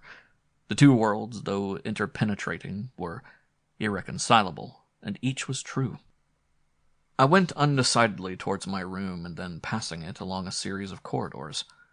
I had often roamed unchallenged up and down the chateau's twisting stairs, beneath its faded tapestries and seigneurial banners and across its echoing halls, and now uneasily, while unpremeditatedly enough, my steps trended in the direction of the east wing and its tower. Nothing in particular rewarded my reconnoitre, if it were one, though in a chamber just below the so-called haunted room I did find a few chips and shavings of the sticks, presumably that, as Dorleau informed me, Denis had been whittling. It was not till I had redescended that a speculation springing from my recent conversation with the curé crossed my mind. Raul, Père Puydisant, had stated, had died in the chateau, And Denis, long ago, as I could now also remember, had said in speaking of the turret room that someone died there. Was the someone Raul? And was it actually in the tower that he had died? It seemed more than probable.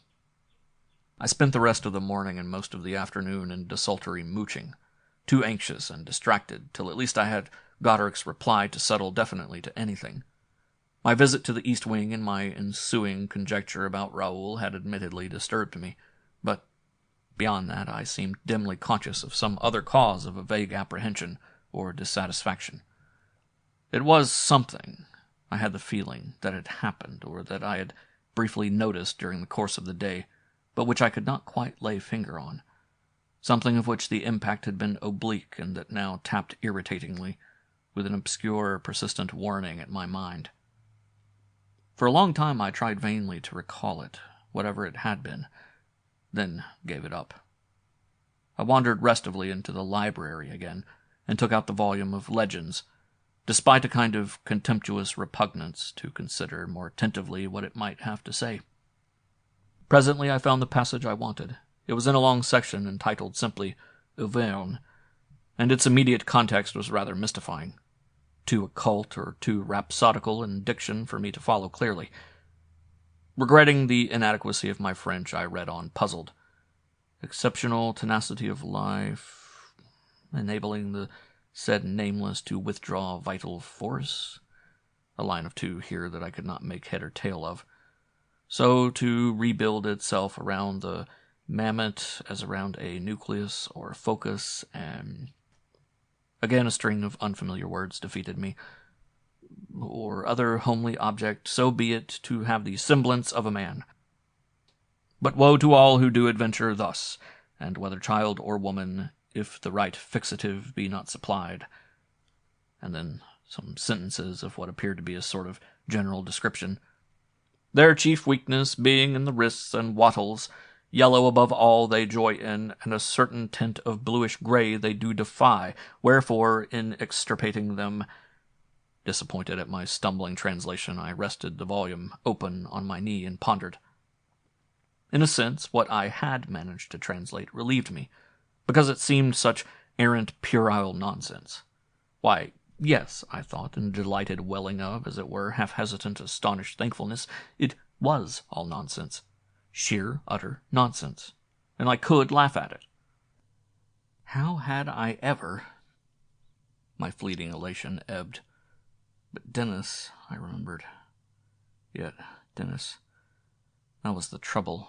Nonsense or no, my boy's plight was actual enough, and... My host entered, suddenly and brusquely. Owing ostensibly to his continued indisposition we had scarcely encountered for the last several days, and his face now wore a slight frown. Bonjour, he greeted peevishly. I regret to see you so poorly entertained. You will hardly derive much profit or even amusement, I should think, from that. To my amazement, he swooped upon the volume and replaced it smartly in the shelves. Really, Monsieur Vignon was very trying, and it was now all in an instant that, as the result of this comparatively trivial incident, I found myself having an outright first-class row with him. No doubt on each side nerves were frayed to breaking point, and it had needed but this spark to set our tempers in a blaze. I had stood up. You might, monsieur, at least have had the courtesy not to snatch from my very knees a book that I was actually reading. He glared at me out of eyes swimming with tears. "It is my book. It is my book," he repeated childishly, "and I shall do, as I believe you say, what I bloody well like with it. I am going to bloody burn it. There, monsieur, can you advance any argument against my bloody burning my own property, including the entire chateau if I see fit? And should anybody still insist on lingering, I say, in this so charming chateau of mine when I burn it, he will be burnt too, neck and crop along with it, unless—" Staggering, he had clapped a hand to his breast. Forgive me. I am desolated to have made such an exhibition of myself and caused you to think of me like a stage Frenchman, n'est-ce pas? But but certain things in this establishment are not quite as they should be. A large, an infinitely large blue bottle has got loose in my bedroom and kept me awake all night, and I too am, as your son Nom, weak in the wrists and wattles. Was he going mad? Or shamming mad?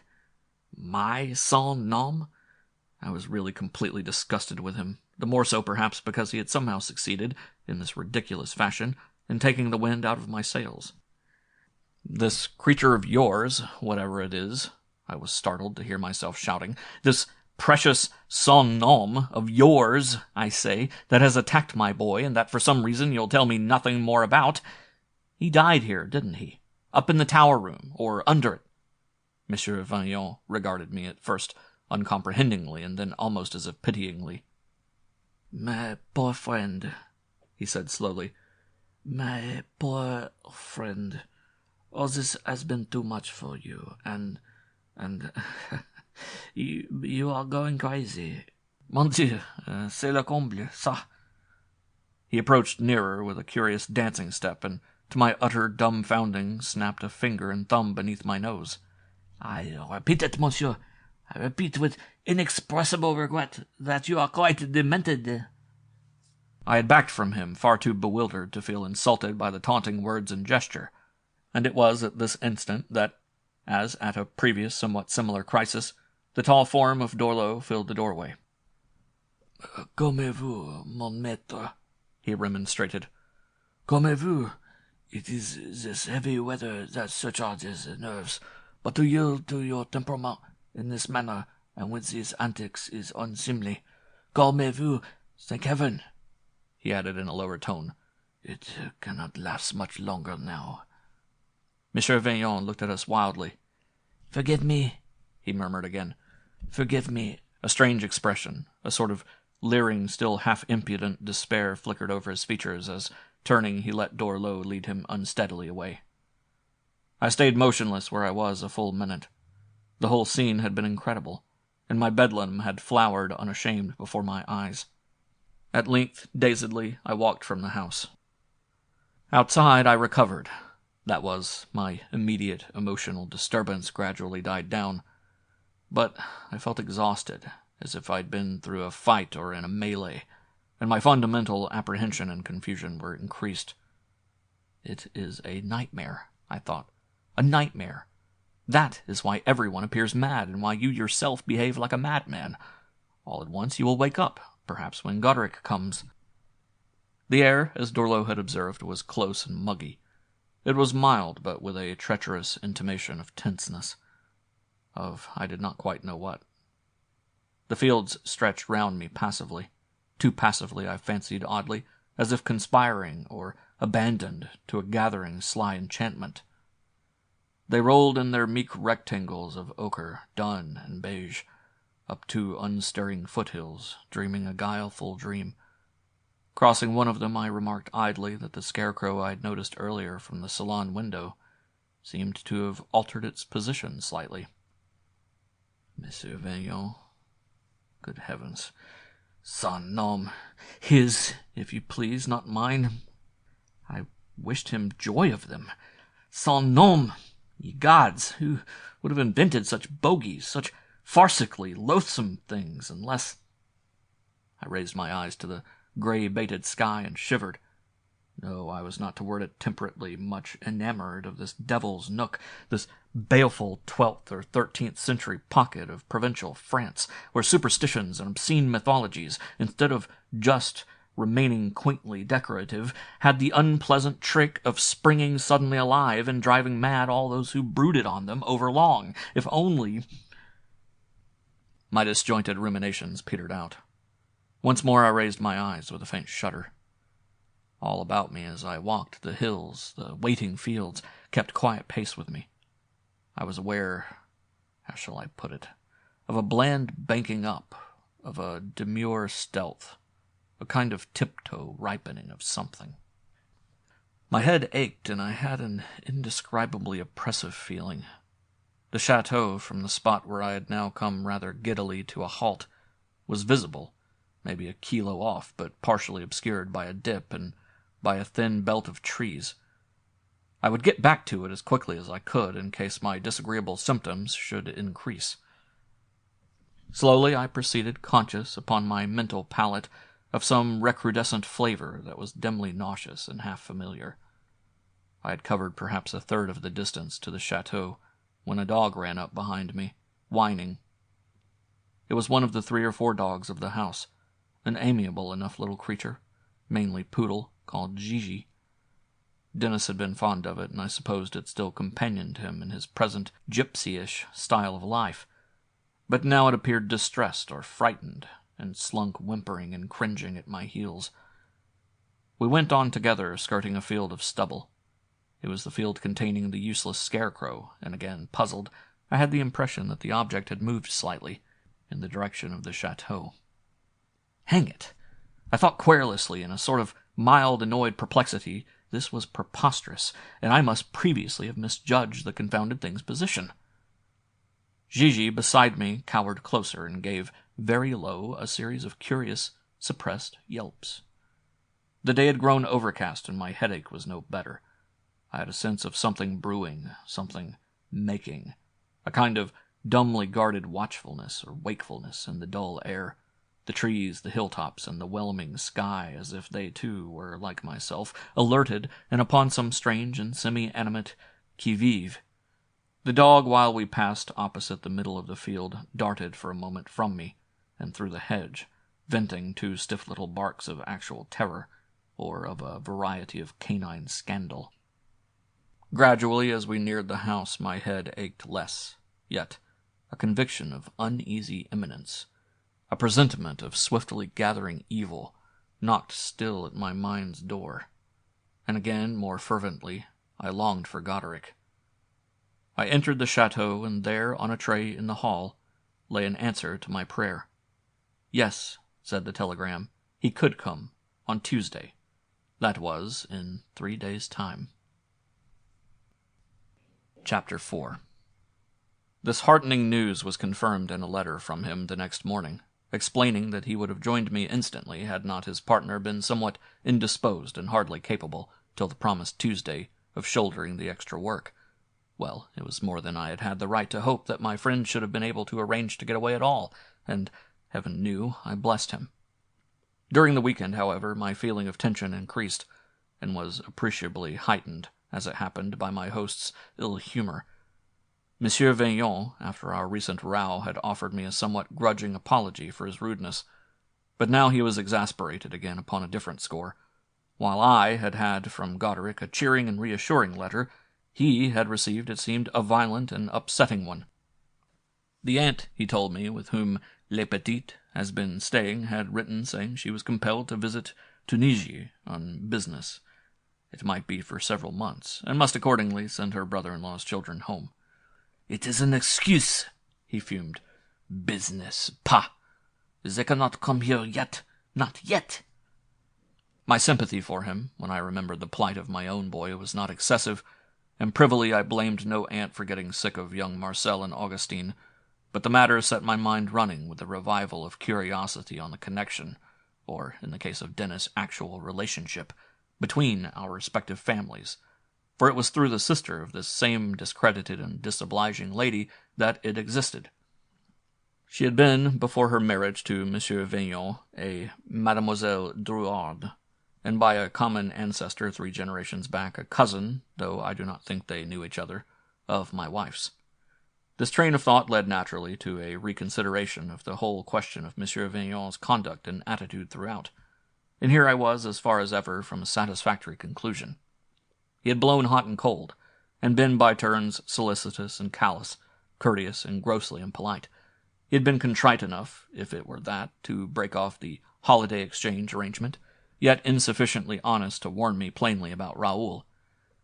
He had had the grace, later, to wire me twice after Denis had run away to France, but then, when I arrived for the retrieval of my truant, had given me no help. There was no making the man out. I had been puzzling alone upon the Saturday evening over these and allied problems when I heard a confused noise of angry shouting. The sounds seemed to come from the direction of the stables.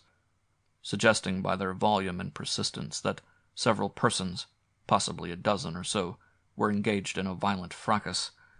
But by the time I had gone out to look, just as the hubbub had rather suddenly subsided, the disputants must evidently have stopped their fight and scattered. Crossing the basse-cour, however, I saw a man limping painfully and holding a blood-stained rag to his face. I recognized him as a fellow I had noticed driving one of the wagons that carried hay, or milk and butter from the laiterie, and might have asked him what the trouble was had I not at that moment caught from somewhere within the shrilly furious tones of Monsieur Vignon. As to this incident, it was again from Dorleau that I received enlightenment, incomplete though it was. His master, who made no allusion to the matter, having retired immediately after dinner, Dorleau, brought me my customary glass of lonely brandy in the library, and said, "That parcel of rascals from St. Irvyne were after Baptiste and your boy this afternoon, and nearly had him too." "What?" I exclaimed, alarmed. "After my boy? What for? Is he all right?" The man replied coldly, addressing the ceiling, it appeared, rather than me. "The young monsieur is entirely unharmed, since they were unable to catch him, but Baptiste, that one, he certainly got a scratch or two." "But why should they be attacked?" Dorleau shrugged, spreading his hands. "People here, monsieur, are superstitious. They are believers in all kinds of nonsense, and possibly the young monsieur had been doing something quite inadvertently which caused them to suspect him, sans dire, most wrongfully, of dealing in such matters. I cannot tell. Enfin, the two of them, he and Baptiste, were pursued by this band of ignoramuses and ruffians into our very yard, where they found refuge. It is unfortunate," he added as if meditatively, "that certainly even of our own servants should take sides with this rabble.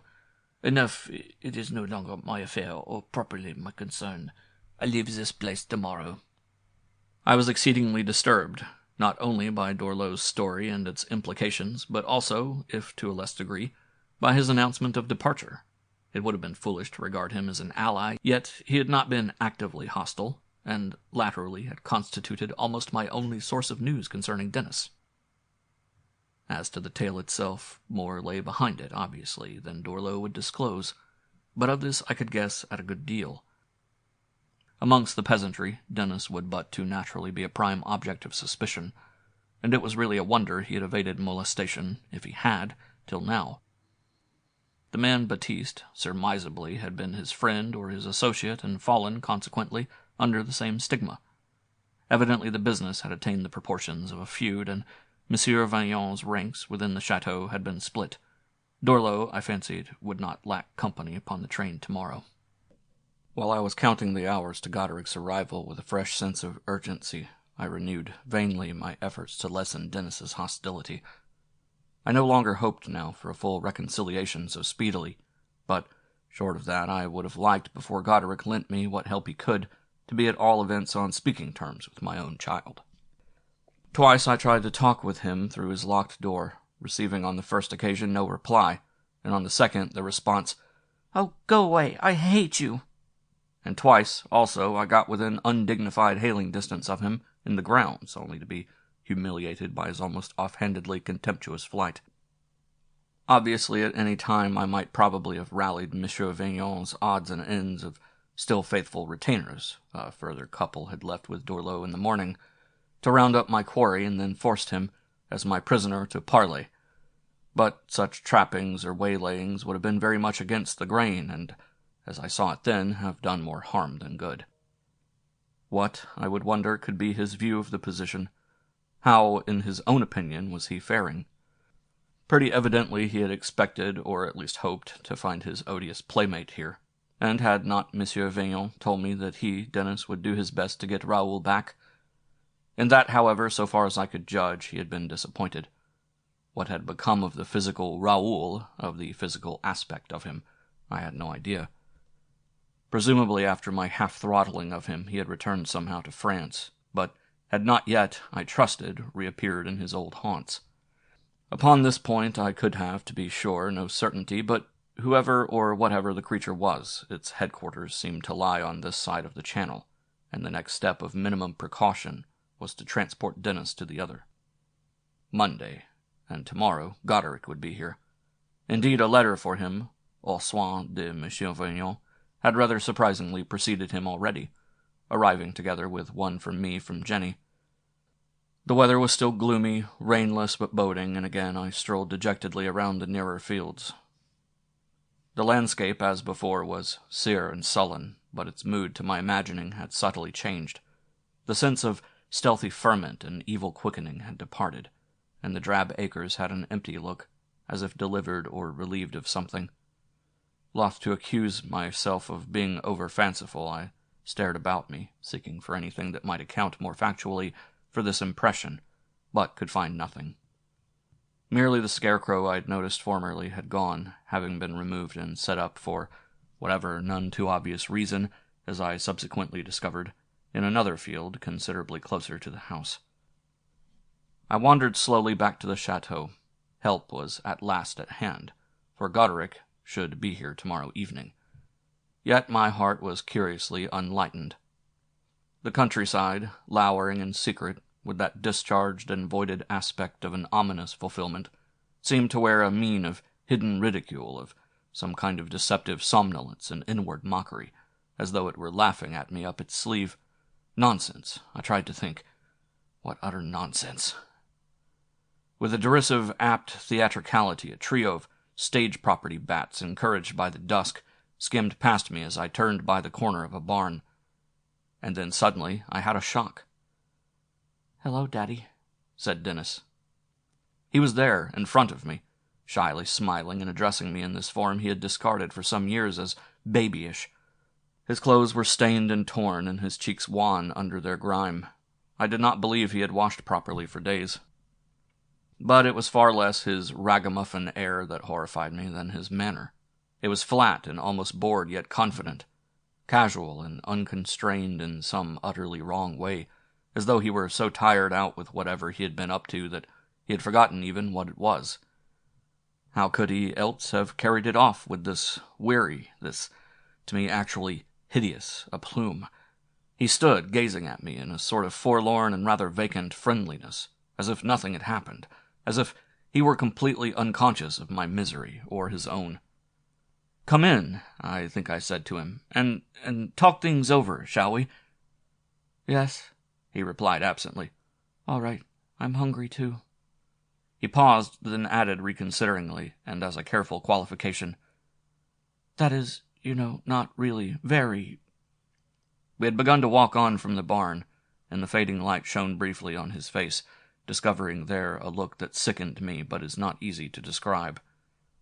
It was at once wily and exhausted, an expression, so to speak, of a supreme irrelevance or imperviousness to the situation, of a precarious unconcern and hard frivolity or falsity. A falsity all the worse for being undeliberate and still childish. My gorge rose as at something odious. Rage filled me, and, to my dismay, I found my fist clenched to strike him. It was with the greatest effort that I controlled the impulse. "Denis," I heard myself saying. "Denis." My anger had turned suddenly to yearning, and I had him unresisting in my arms. He was light as a feather, limply yielding and weighing nothing, almost nothing. I felt while I strained him to me, as if he were liable at any instant to melt away from my embrace into thin air. At the chateau, when we entered, Monsieur Vignon had just come into the hall, gaping at us as though quite confounded. I do not really know how the next few hours passed, what words were said or what was done in them. I do know and remember that they were not happy or triumphant hours. Alas, far from that. A deep emotional conviction of impending sorrow or calamity persisted, and I could not banish it. Superficially, it was to the good that the pursuits, the trappings, and lassoings I had envisaged were dispensed with. Yet, what had I instead? Not Denis. That was the trouble. It was only the curious shell of him I had. He was a wanling, almost a changeling, something that most horribly denied each trait and feature of the Denis I recalled, and of which the contemplation could but be agonizing. None the less, as I say, this unexpected turn of events was a practical simplification. Presumably, Denis would come quietly and not have to be dragged home a prisoner.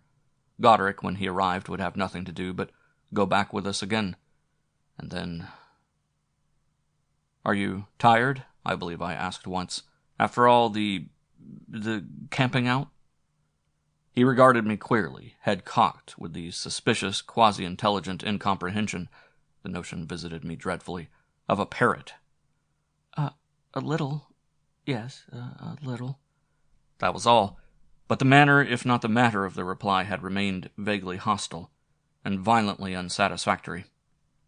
His tone held a deplorable sort of cunning, or of fancied cunning, as if, despite his sudden yielding, he still had an ace hidden somewhere in the pack, or thought he had. What had prompted his surrender? Had he merely wearied of roughing it and craved the ordinary home comforts he had missed now for 3 weeks? Had his designs, whatever was their nature, been frustrated or miscarried, so that at last he had had to give them up? Or had he possibly decided that my reinforcement by Goderic, of whose coming, apart from servants' gossip, he could have got wind in any case from the letter in the hall, would be too much for him, and that he might as well cave in to me right away? I must wait to find out all that, for the time was not propitious yet, I felt, for direct catechizings. Fortunately, perhaps for that event, at any rate, this question did not arise, as Denis professed himself so drowsy that, as soon as he had had his tea, and then a bath, he went to bed. Of Monsieur Vaillant, save for his startled apparition in the hall, I had seen nothing since lunch. I dined alone, and, after a couple of pipes in the petit salon, was glad to get up to my room. Denis and I, reflected, had forgotten, or at least, perhaps on both sides semi-deliberately, omitted to say good-night to each other. I wondered whether he were yet awake, or, if his sleep were half as troubled as I feared likely in his father's case, what dreams would visit him. Next day I was in 2 minds about taking Denis with me to the station to meet Goderic, deciding finally against it. I did not think he would slip off again, and if he did, it would only prove his capitulation, no real capitulation after all. As to that, indeed, I still felt something disquietingly planned or spurious in it, but my misgivings did not include now any apprehensions of his renewed and literal bolting. Nothing much had happened during the morning. Monsieur Vaillant, encountering me just before lunch, congratulated me, with a deathly simper, on my improved entente with Denis, and made no difficulties over lending me the car, which I was mightily relieved he did not propose to drive this time himself. Goderic would stay 1 night at the chateau, and tomorrow the 3 of us would return to England. I pictured my friend's surprise when he learned of the fresh development. In a sense, he would have had his journey for nothing, but I didn't think he would mind that. A wire yesterday evening might just have caught and stopped him, but actually Denis's unexpected surrender had put everything else out of my head, and I was selfishly glad now that it had. At the station I had still 10 minutes to wait, and outside the yard entrance to the baggage office I noticed a wagon drawn up, and a long box being unloaded from it and then carried in to the clerk. The wagon I could recognize as from the chateau, and the fellow awkwardly shouldering the box was, I was pretty sure, that same Baptiste I had seen limping with the blood-stained kerchief to his face in the basse-cour 2 days ago. As he climbed again into his seat, the chef de gare himself came out to confer for a few moments with him in an undertone. But here at last was Goderic's train. It had scarcely clinked puffing to a standstill before he leaped out and clasped my hand in his. "Well," he was saying, "it's rather like one's toothaches fleeing on the dentist's doorstep. If I hadn't come for nothing, as you are so kind as to suggest, you and your young jackanapes would probably still be at loggerheads." We were approaching the chateau, and I wondered.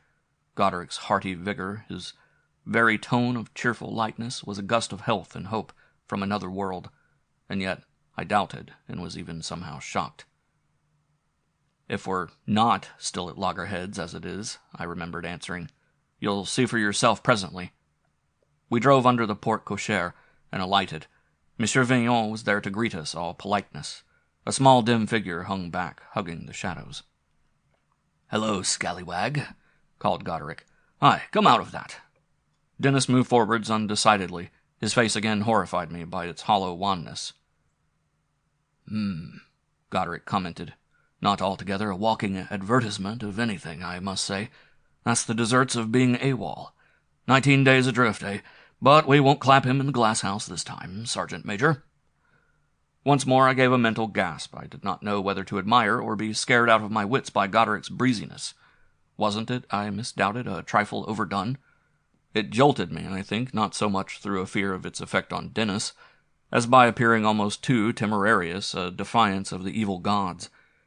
But Denis did not seem to mind this joshing. He even smiled faintly as Godric persevered with his hearty badinage, and ate, under the friendly bombardment, a reasonably good tea. None the less, I could divine, beneath his fun poking, that Godric was concerned. When Denis had gone off to see the horses fed, he said, with Gigi, my friend's expression became grave. "What do you make of this, Habgood?" he surprised me by inquiring. Why, I want you to tell me." "Of course, but first I'd be interested in your opinion so far as you have any. Do you, for instance, really—" He broke off. "Wait a bit. Are we likely to be disturbed here? Our perfect host isn't liable to butt in, is he?" "I shouldn't think so. He's completely haywire these days, and we probably won't see him again this evening. Suits me, and if—" But at this moment, to falsify my prophecy, Monsieur Vaillant did butt in, insisting upon entertaining us, with the most oddly vapid small talk, until and throughout dinner, and it was only when he had at length proffered his excuses and retired that I and Godric could continue our discussion. Denis himself, as on the previous night, had gone early to his bed. "Well," Godric resumed, "what is your feeling about the whole thing now? For example, and putting a conceivable crack-brained impersonation out of it, as I think we may, do you actually believe that the pernicious loon we both knew down in Hampshire is the same Prevost whose grave you've said you saw near here last week?" It certainly sounds nonsense," I replied. "Nonsense, yes, naturally it does. But even nonsense can be dynamic. In its proper realm, where its writ runs and it holds sway, it isn't nonsense, and it can often effectually intrude into a sphere beyond its own. It has become at least mentally real for Denis, and also up to a point for you. I just wanted to know how real." "I tell you, I don't know. It simply doesn't add up." "All right, it doesn't. If it did, for instance, this damned Salidor could eventually be detraced and be run in for something. But for what exactly? In what terms could you prefer a charge? I'd hate to see you trying." The notion would be quite absurd, which just shows you that it can't add up for us in any ordinary way. But the next obvious practical step, anyhow, is to get your boy as clear of it all as we can, and pray that later he'll, respond to treatment. But what do you think, honestly, is— I faltered. "I know what you're going to ask. Well, is it? Or, again, is it? How can I tell? It was there, that precious Gaby was, and it appeared to be more or less passably a man. And for some revolting reason it wore mittens. Also, it had an arm which acted up pretty unorthodoxly. What I don't see is how a mere throttling, a semi-throttling, could have snuffed it out and kiboshed it, at all events temporarily, as it seems to have done. No doubt that rubbed in the fact that it wasn't too popular and would be a deterrent to some extent, but—" Godric too hesitated, then went on. "I don't fancy we can get much forwarder along those lines. It's easy enough to say the whole thing's farcical, and if you could feel that as well as say it, it would be fine. What about the poltergeist noises? Do they still go on?" "I was told so. I've not heard them here myself." "And the haunted room where you're persuaded the original Fee-Faw-Fum demised. How does that come into it? Did our host admit definitely that Prevost No. 1 had died there?" "Definitely.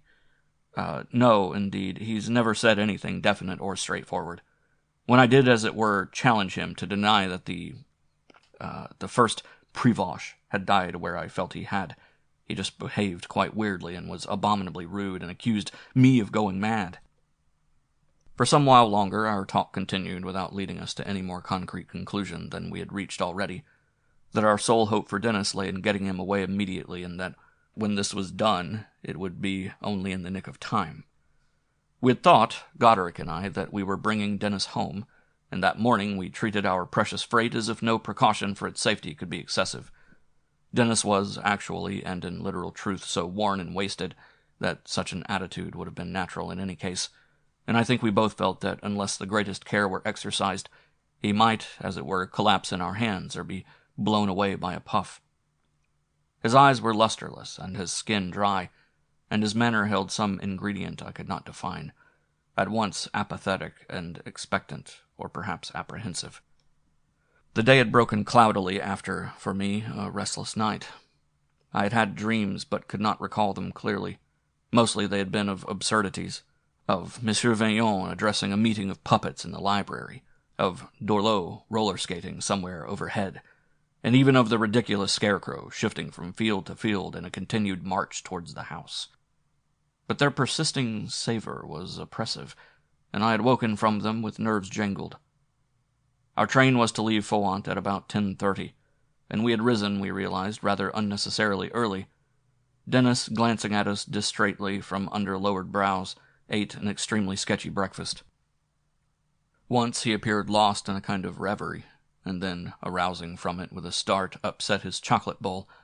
The slight mishap caused him to open his mouth aghastly in an unuttered scream.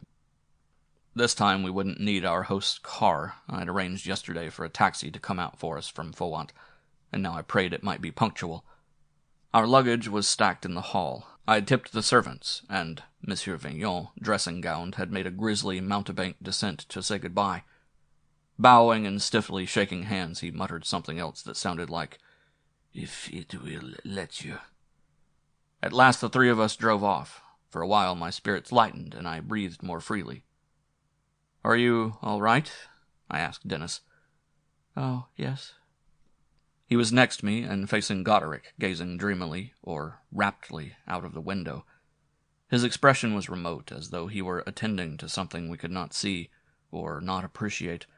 His hair, I noticed, had grown long and wanted cutting. Suddenly, from under his seat issued a low bark. Gigi. How he had managed it, I did not know, but the little creature must have leaped in after Denis, and we should now have to ask the station-master to restore him to his owner. This, on alighting from the taxi, we did, and presently the train drew in. Denis, for a second or two, as Goderic and I were about to board it, was not to be found, and my heart froze.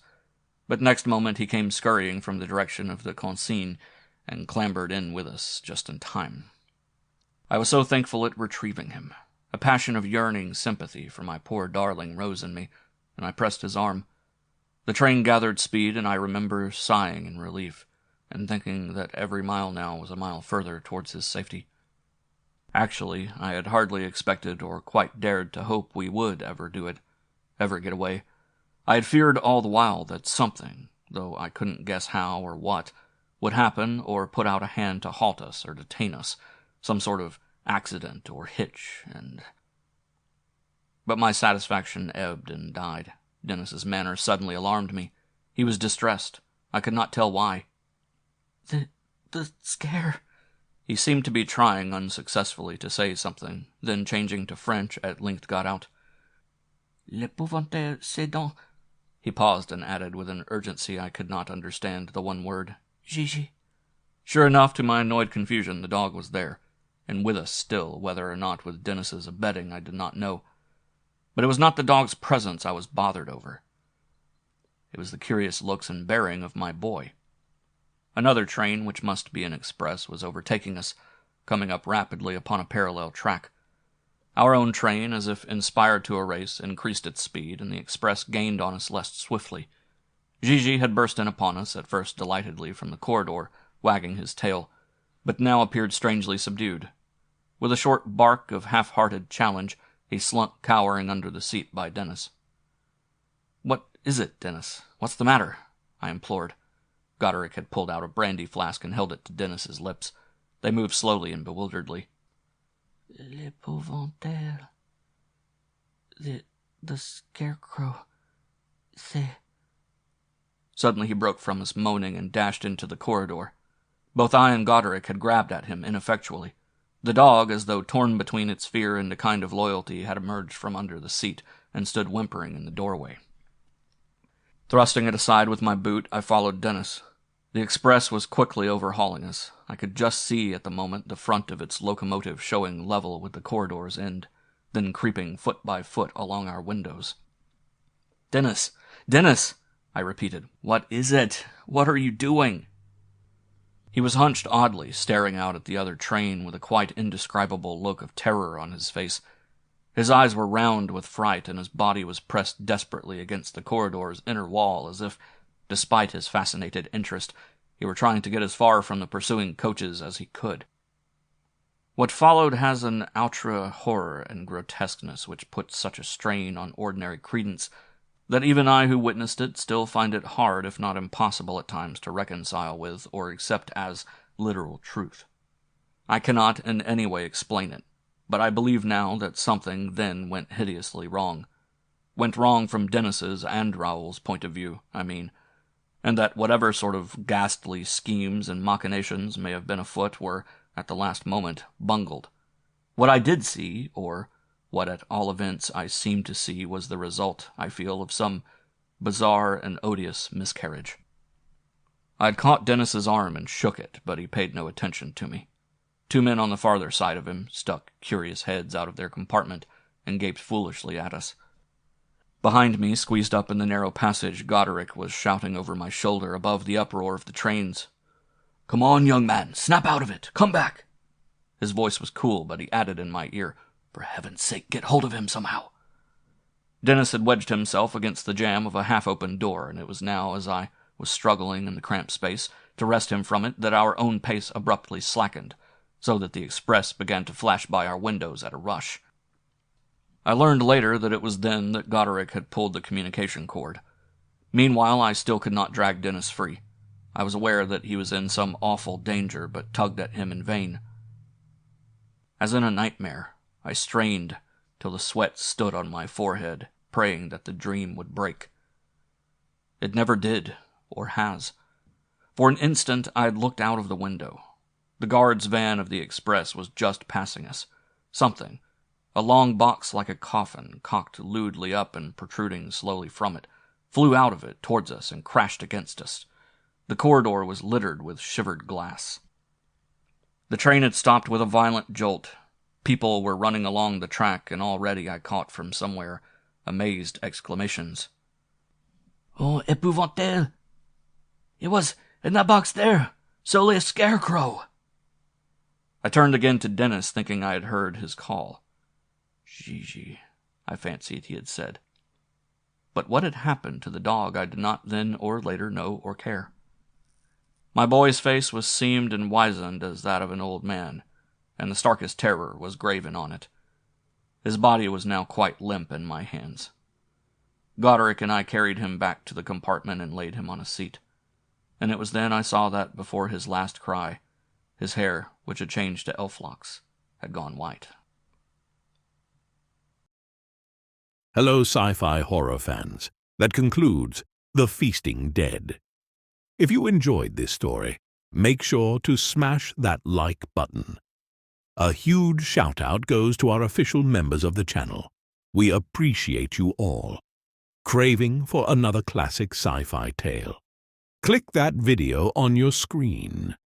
Until next time, everyone, and remember, stay cosmic.